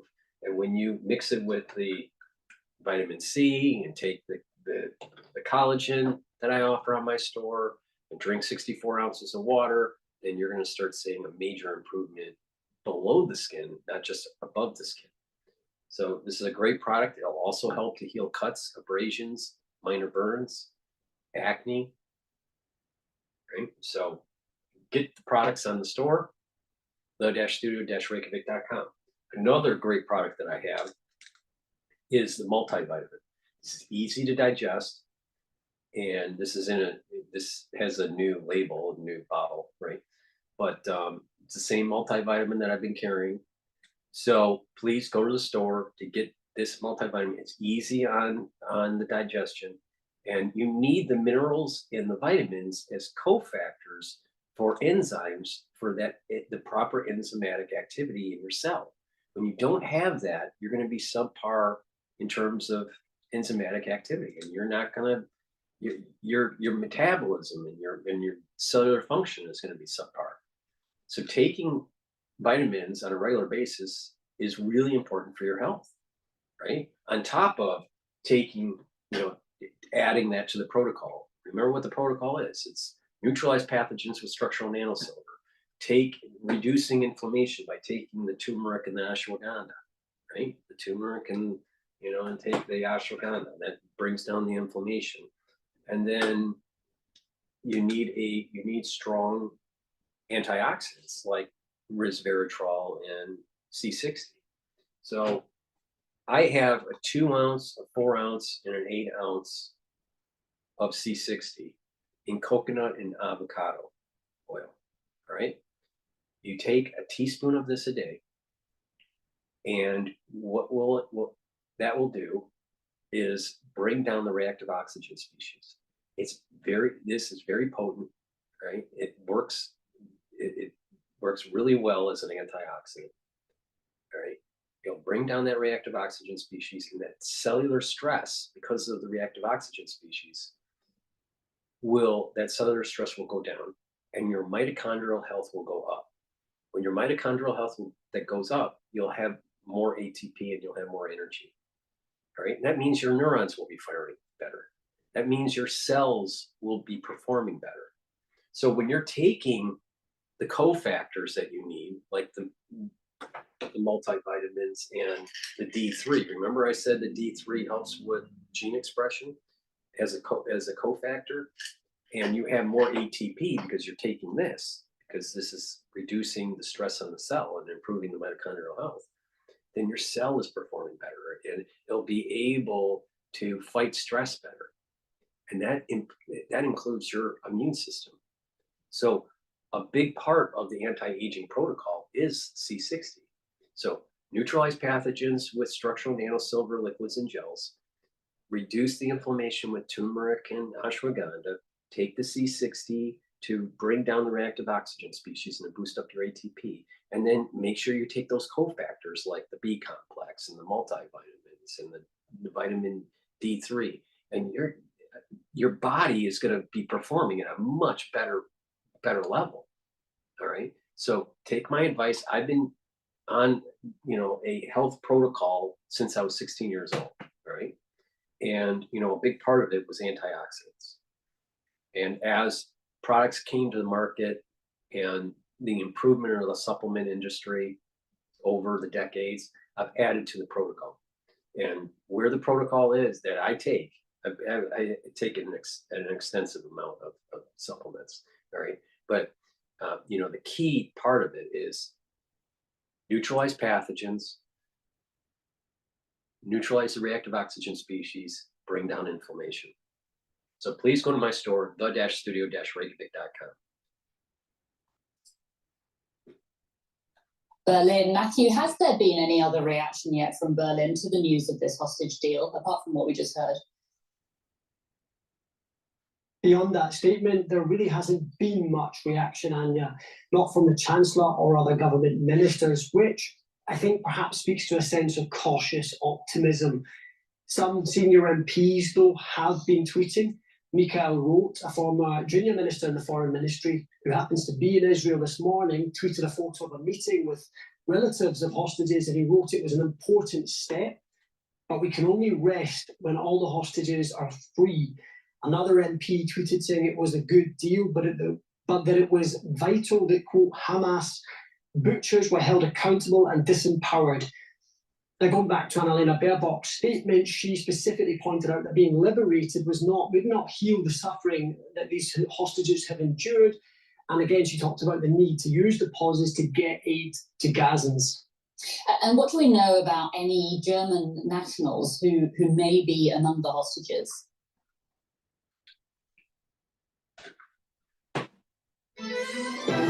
Commercials. This holiday season, however you celebrate, Cadillac is. Yeah, well, we know that of the some 240 hostages being held by Hamas, we understand that a small double-digit number of them hold German citizenship.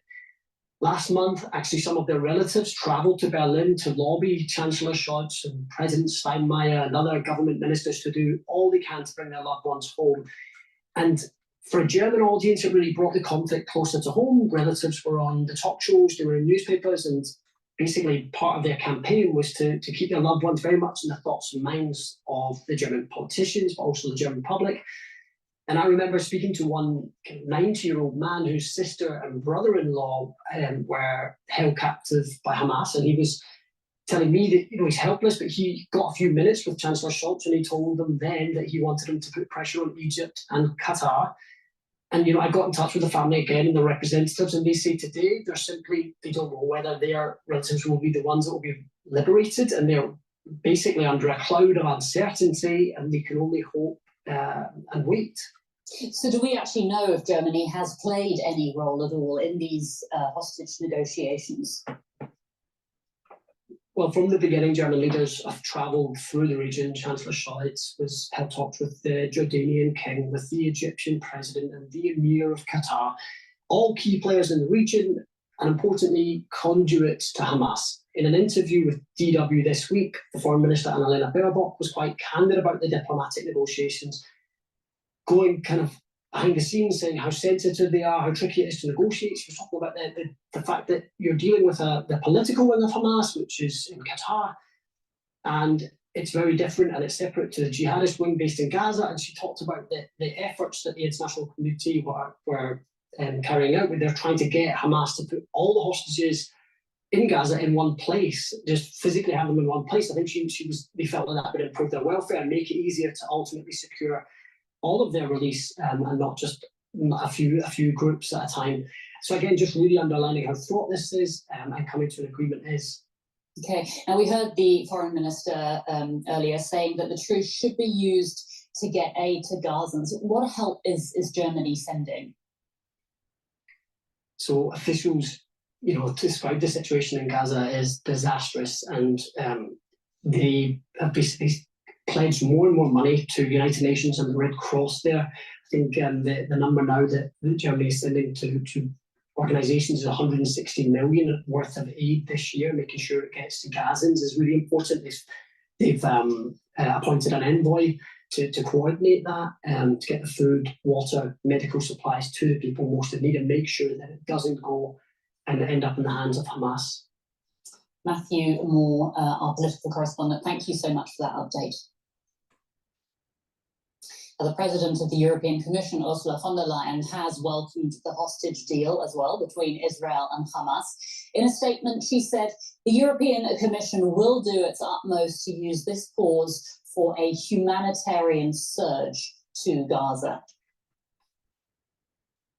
Let's get more on the European reaction from DW correspondent Rosie Bitchute, who joins us now from Strasbourg, which is where the European Parliament meets. Good to see you, Rosie. The EU has welcomed the hostage release at today's plenary debate. What more have you heard from EU officials there? Officials and lawmakers from the EU have been gathering in this room behind me. And of course, the first message was really one of a wholehearted welcome. The EU said it, however, reiterates its call for all hostages to be released. And there was talk again of trying to use this expected pause as a way to surge humanitarian aid into Gaza. And with that in mind, the bloc's humanitarian aid chief called for greater humanitarian access into Gaza so that the aid the EU is sending can actually make it in. Now, beyond this, there's also been a bit of reflection here about the longer term, looking back and looking to the future. And the EU's foreign policy chief, Josep Borrell, issued what I would say was a bit of an indictment of the bloc's foreign policy over the last few years, because he said basically for decades the EU has been talking about a two-state solution in the Middle East. That is what the bloc officially calls for, but he said that has been backed up by very little action. I wanted to actually ask you about Josep Borrell's comments, because obviously very directly addressing the lack of unity. The reality of the two-state solution would be Gaza, and the West Bank would not be part of Palestine. It would be probably just Gaza Strip, and that the West Bank is really part of the biblical boundary. See, this is the problem with the two-state solution. It's not following the precepts of that boundary system that has been circumscribed in the Old Testament. And that means also the ownership of Jerusalem. That means the ownership of the Temple Mount. That means the Dome of the Rock comes down, right? So a two-state solution and give them Gaza, yeah, fine, right? Because there's enough interpretation of where the boundaries are that the Gaza Strip isn't part, it's possible that it's not part of that circumscribing original boundary. But there are territories within Jordan, in Lebanon and in Syria that are part of the Israeli border, biblically. All right. So this is a bigger problem. It's not just a two-state solution. It's actually having other countries around Israel giving land back to Israel. And that also means parts of the Sinai Peninsula. That means Egypt. See, there's been relatively stability with Israel and some of its neighbors because Israel kept on giving land away. All right, after the war, after the Yom Kippur War, right? So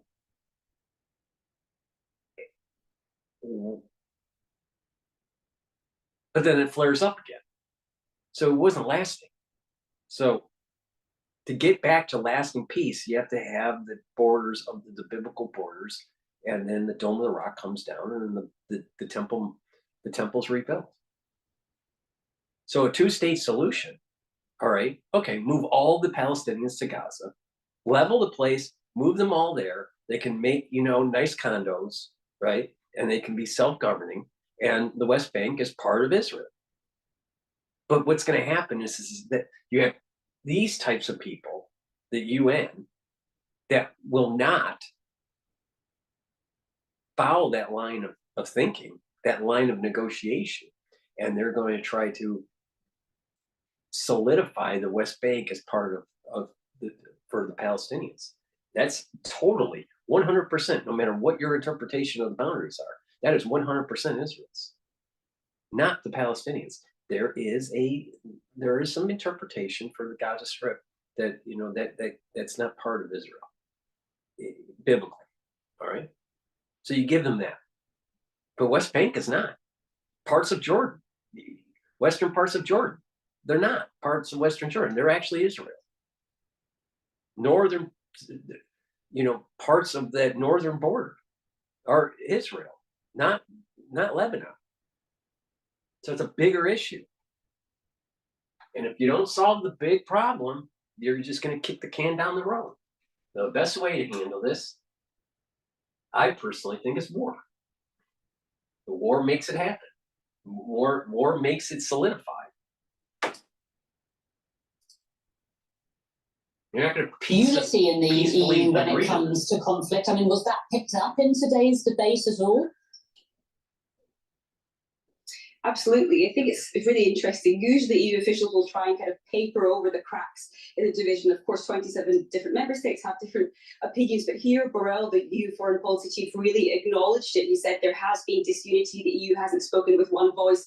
And he said that he's trying to converge so that the EU can bring some sort of diplomatic weight here. Now, since the start of this, since October 7th attacks, the EU has been united in its condemnation of Hamas, and it's united in its call for the release of hostages. But where it has been divided is in how to move forward. And particularly some EU member states have been calling for a ceasefire. For example, Ireland, Spain. Others have been much more reticent on that, fearing that could only serve to embolden Hamas, which is, of course, recognised by the European Union as a terror organisation. Now, with regards to all these divisions, which are still in place, I think critics would say that while these important deals, like the one we heard about today, are being negotiated, it looks like the EU really seems to be much more of a bystander than any sort of a real major broker here. And that's what Borrell seemed to be referring to when he said he would like to try and converge positions in order to bring some sort of geopolitical influence in the future. Okay, and Rosie, we've talked about this humanitarian surge to Gaza. Can you just give us a few more details about the humanitarian aid? What's been discussed about that? So the European Union has around quadrupled its humanitarian aid to Gaza since October 7th. So that's things like medical supplies, things like food. And that's been pretty much accepted by all member states. It's not been really a big source of division. Where there has been more debate, Anya, is when it comes to development aid. So that's long-term funding, which goes to Palestinians. So, for example, for infrastructure, for education. And there we heard at the very early days after this original attacks by Hamas, an announcement that the EU would be reviewing its development aid to Palestinians. There was, in fact, an announcement that it would be suspended, and then that was retracted. Part of this whole whole, what looked at the time like a real foreign policy muddle. The EU has now announced that it's completed its review of that development aid funding and that it hasn't found any major cause for concern or any suggestion that funds have been diverted to Hamas. That was the fear that had initially been raised, but it does say it's going to be looking at a bit more measures for scrutiny, increased scrutiny for future for this kind of long-term development aid to Palestinians. That in itself has proved divisive because we have some say, well, if you haven't found any cause for concern, this is not the time to be adding additional barriers. But of course, within this really heated geopolitical context, that's what the European Commission says is needed moving forward. Rosie, thanks so much for that. Really appreciate it. That's DW's Rosie Burchard reporting from Strasbourg.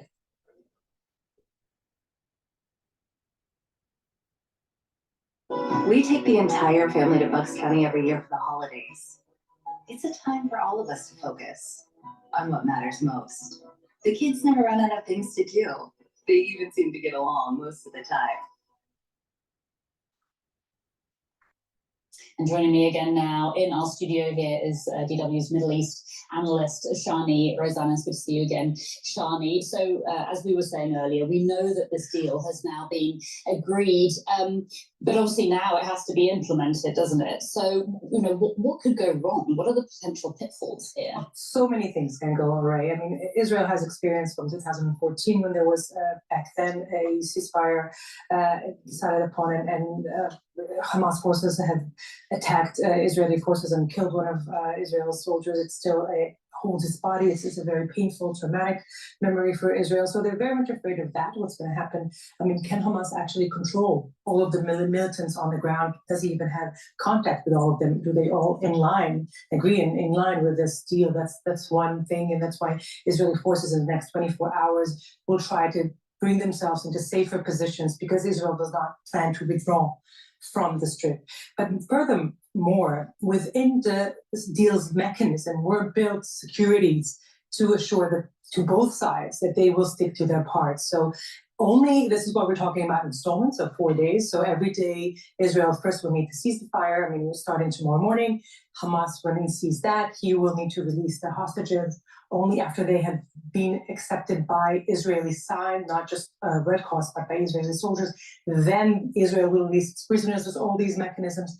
There's also inside the Gaza Strip another force. This is the Islamic Jihad, the Palestinian, another militant armed group, and they're not officially part of Hamas, and they have the freedom, as they see it, to always try and act against Israeli forces. So that's also a very sensitive issue. Israel promised any violations will be responded with disproportionate amount of power, which we've seen Israel quite capable of applying in the last 47 days. So yeah, the Qataris, the Americans, everybody who's brokering this deal are very much careful for the details. Everybody know it's going to be a very slow progress, one step after another. Okay.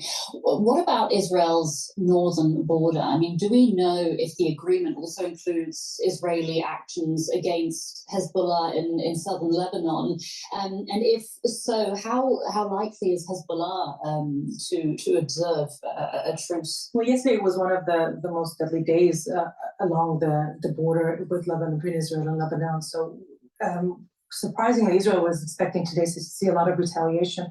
Actually, Hezbollah has been quite quiet today. We've also seen Hezbollah leader Hassan Nasrallah meeting this morning with Hamas leaders, and we're expecting to see the Iranian foreign minister in Beirut this morning. So obviously, these two places are aligned. Officially, however, it's not part of the deal. We have seen Hezbollah seeing itself as the backup for Hamas. If there will be escalation, if there'll be an unexpected turn of events, we probably will see also Hezbollah responding with an escalation. But so far, it seems like all sides that we are being seeing active in the last couple of weeks willing to slow things down to de-escalate. Okay, so there's a sense of hope there, but you've also made very clear how complicated and tricky this situation is. Now, we are hearing that there's an option to extend the truce if Hamas releases additional hostages. Right. So do you think that there is a realistic chance of a longer ceasefire coming up? Well, there is, because Hamas benefits from more time to regroup, recoup, and actually hoping that the longer Israel pauses its fighting, the liberal community has played right into Hamas's game because of the emotional fallacy of the carnage with the civilians as Israel is conducting the war, and the emotional fallacy with the hostages. And my concern is that we're going to kick the can down the road, and it's going to get a lot worse. You know, it's better to do it now. It's better to root them out now. The harder it's going to get for it to resume fire because of international pressure, but also for technical reasons of what's happening on the ground. So the assumption is that Hamas will try to deliver 10 to 12 more hostages every day in return to a ceasefire. That's the formula agreed upon. The assumption is that could bring Israel's released hostages to up to 80 and not just the 50 officially agreed upon. And this is also a bit of concern in Israel, mostly in the right-wing parts of the government. They're afraid Israel will be drawn, to follow Hamas's lead, to get in more and more hostages released, and will deviate from its main goal to get rid of Hamas's control over Gaza and not to resume the fight. That's the biggest concern. We've seen Netanyahu and all the cabinet yesterday meeting trying to reassure Israel is determined to resume fire once the deal is done. The key is we don't really know when the deal will be done. All right. I mean, how many days is it going to take? Okay, but we will be watching closely. Our Middle East analyst, Shani Rosanas. Thank you so much, Shani. Now, I'm very pleased to welcome Gidi Roman, brother of Yaden Roman from Be'eri, a German citizen who was kidnapped with her mother-in-law and sister-in-law. Welcome to DW. Thank you so much for your time today. It's been almost 7 weeks of heart-wrenching uncertainty for you and hundreds of family members whose loved ones were taken hostage by Hamas on October the 7th. Can I ask you, what are you feeling right now? It's everything you wish for. Your site traffic is skyrocketing until this happens. Be careful what you wish for. Build your site on a platform that's any. First of all, we are feeling thrilled.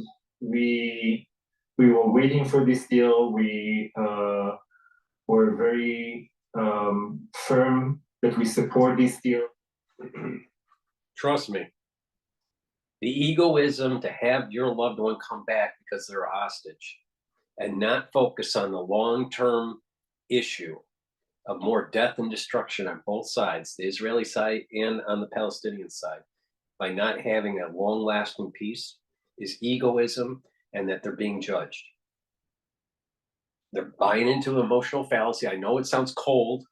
What I'm saying is very cold, but his concern about his family member, more so than the overall world community at large, as terrorism metastasizes, because we don't have a real solution to the problem, he's going to be judged. It's the wrong answer. It's the wrong answer. This deal for the last few weeks, since it came into critical stages before approval. I think that it's our moral duty. I'm not talking only as a family member, but also just as a human being, as an Israeli and German citizen. It's our moral duty to start bringing dozens of people back to make sure that the moral duty to bring back dozens of people, but how are you solving the problem by doing that? The only way you're going to solve a problem with Esau is to kill him. Sure that they are safe and they are alive, and mostly when we're talking of most vulnerable people like kids and women. And so I'm excited. I want to see them back already. I want to see the photos. I want to see this. Yeah, but you kick the can down the road, and more kids, more family members will die in the long run. Bad idea. But this is the problem with most people. They try to solve a problem because of their own ego, and not realize that ego may actually set in motion, create a pernicious situation that will make things worse down the road.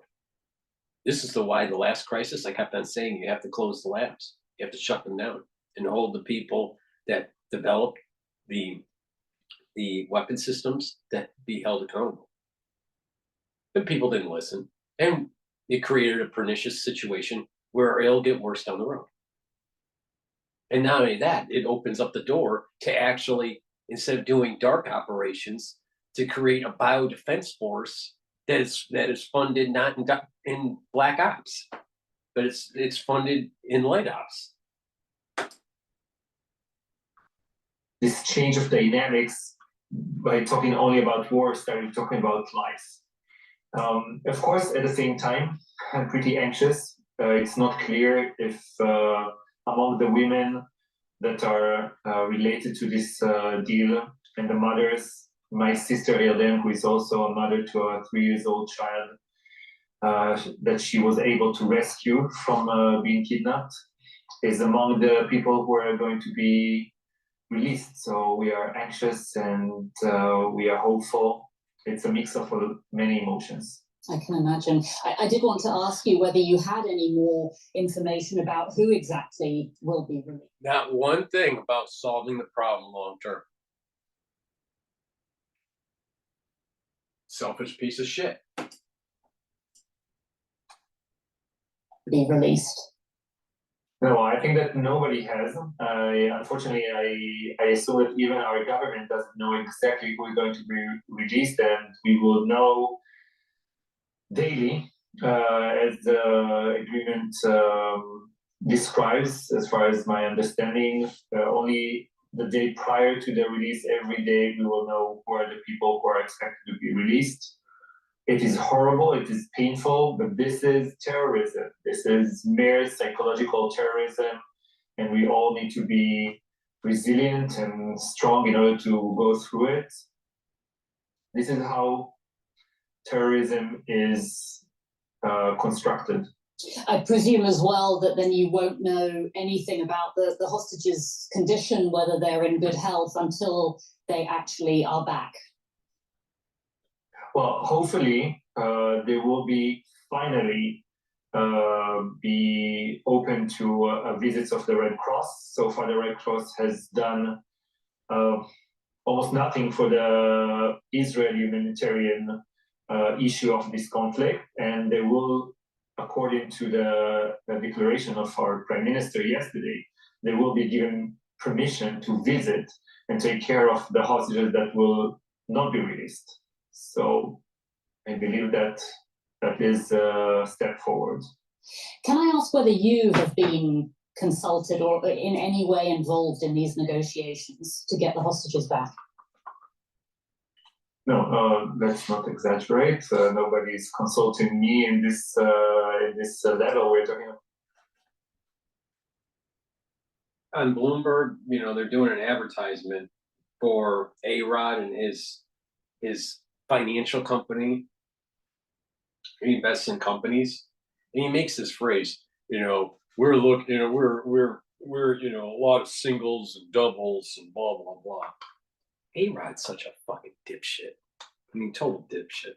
You know, and this is a problem with these people that are really that have done really well in sports or even in entertainment. You know, like music. You listen to them talk, and they're literally retarded. I mean, they've done very well in their domain, but they're literally retarded. You know, and so he promotes his financial company, you know, with these funny phrases, you know, these something that you can memorize and just, you know, say in an elevator, you know, in 20 seconds or less. You know, don't trust people like that. But that's going on a tangent. I am not impressed with this guy that's the German or Israeli citizen that had a family member captured. Not one time has he stated that Israel needs to be strong and defeat Hamas at all costs, and that includes the sacrifice of the hostages. And that also includes the sacrifice of civilians on both the Israeli and the Palestinian side. Because everyone's getting judged. Now, it's cold, and a lot of people don't like hearing that. People don't want to hear the truth. People don't want to hear on how to solve the problem. I saw this during the last crisis. People wanted, they picked the ego route. You listen to the people that were trying to solve the problem. It was a very egoistic mentality that was going on. And I'll tell you, use that egoism as a litmus test or as a test, and you'll start to realize that many people are making decisions based on self-interest and egoism, and not on the actual trying to help people in general. Now, yes, there's going to be, you can't be altruistic all the time, all right? Maybe, someone that's a saint might be, but most people aren't that way. The sad thing is that most people are more on the egoistic side, not on the altruistic side. And it's a major problem. And you're seeing it playing out in this crisis right now. The altruistic side of this is saying there are really bad people out there that need to be eliminated. And yes, in the short term, there's going to be carnage, but in the long term, it's going to be beneficial for everyone. But playing to the emotional fallacy, oh, the kids are dying, or there's civilians dying, or there's hostages, will only kick the can down the road and not solve the problem. And this is why we're at the place that we're at. It's going to get worse. It'll get worse. We listen to people like this, even though he has skin in the game. We're talking about the highest levels of professional officials. It's not even a political negotiation. It's really an expert negotiation. Of course, we try to give our 10 cents for this matter and deliver some messages, but it's way above our level. And I think it should be like this, and that what enables it to be a professional negotiation and to get to the line where we are at the moment. Okay.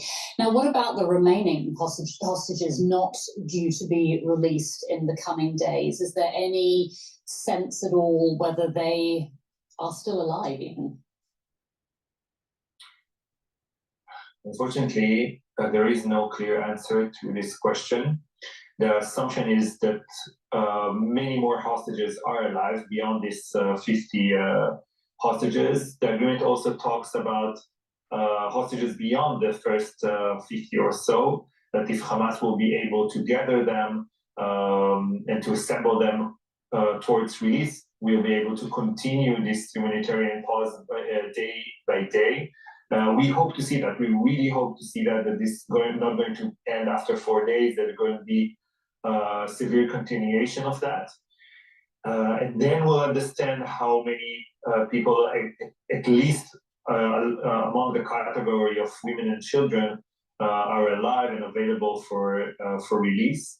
Now, I believe that much more people are alive and can be released, and that might take a while longer. But it doesn't mean that after this deal, this is the end of the civilians and soldiers that can be saved. I think that we will need to be ready for more pressure and more resilience and patience until everybody will be released. I know that many of the affected families have expressed concerns that the Israeli military can't keep pursuing its military campaign against Hamas while at the same time trying to secure the safe release of the remaining hostages. But we have heard from Prime Minister Netanyahu, and I quote here, to continue the war to destroy Hamas. Can I ask you for your reaction to that? I think that our cabinet has proven so far that the two goals of dismantling Hamas and protecting our borders and our security, and the ultimate and very sacred goal of bringing the hostages back are not conflictual so far. The military pressure is the only language we see that Hamas understands, and that's what brought us to the point where we can release so many of our civilians at the moment. So I think that those two goals, as the Prime Minister indicated, are not conflictual, but integrated into each other.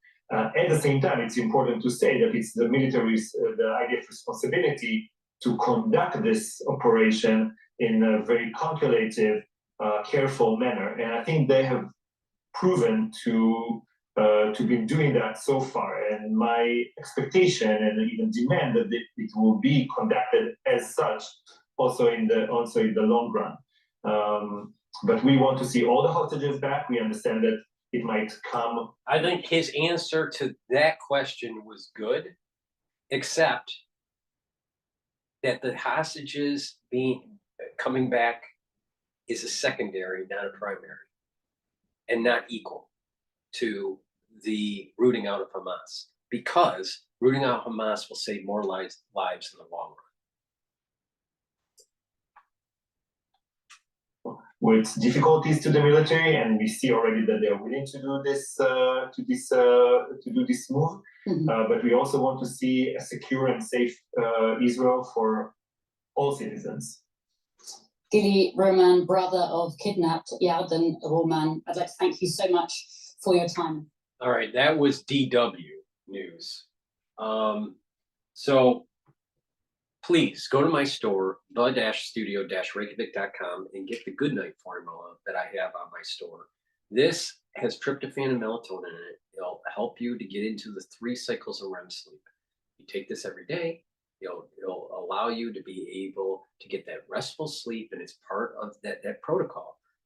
Proper diet, proper exercise, proper supplementation, proper sleep, right?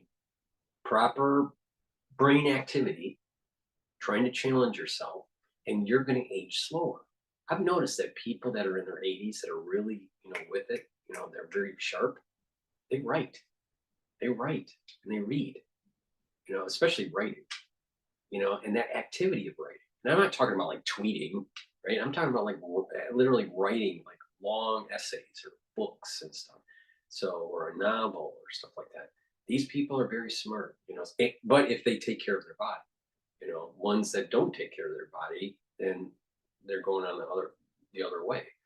But proper diet, proper exercise, proper sleep is a big part of it. So please get the Goodnight formula, get the restful sleep. There's a lot of people in the United States because of anxiety and because of worries and whatnot. They're not sleeping properly, and you need the 3 REM cycles. One, it helps to detox your body, because your body is actually detoxing throughout the day, but really it's resetting itself and cleaning itself out at night while you're sleeping.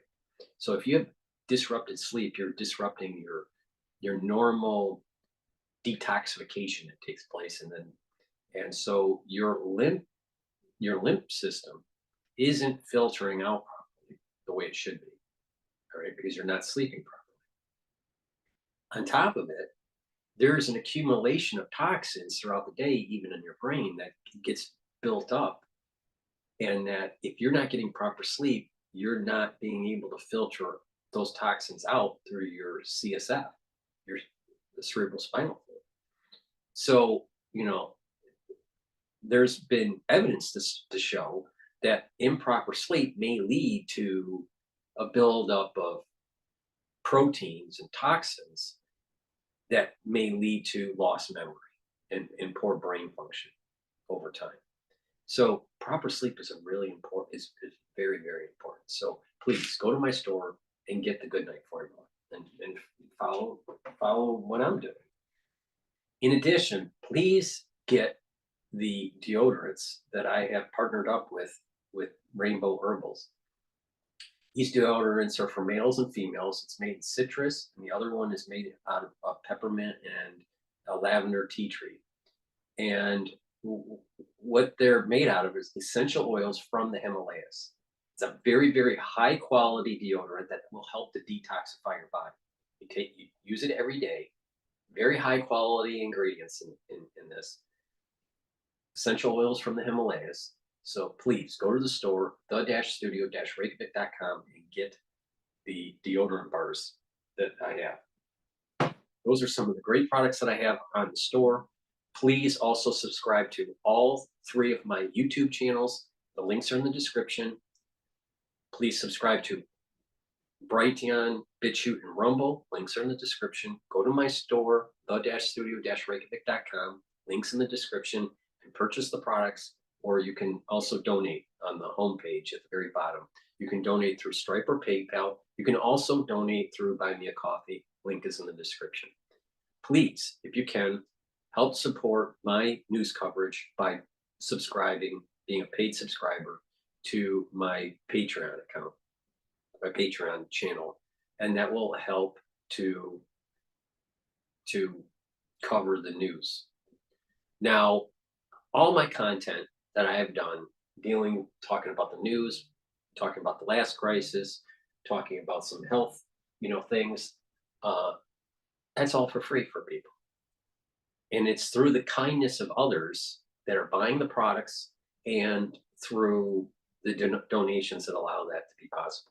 I don't put my content behind a paywall like a lot of people do. All right. So please go to my store, get the health products that I offer, buy the books that I have, or if you can, please donate. There are a lot of people that are international viewers that can't purchase the products that I have in my store, but would like to help support me. Well, you can help support me in a lot of different ways. You can help support me by donating, or you can make sure that you take my videos and share the links and ask for people to subscribe to my channels, especially the larger channel. There's a censorship that's going on with individuals on YouTube. I'm not the only one. A lot of people have been complaining about it, and they bleed subscribers on a regular basis every time you post. So please share the links and ask your social network to subscribe to my content. I would really appreciate it. I have a lot to say. You may not agree with many things that I say. That's okay. But there's going to be things that I say that are going to be important for your life. And that is in terms of health, financial, or, navigating through some tumultuous times. Thank you for listening and have a nice day.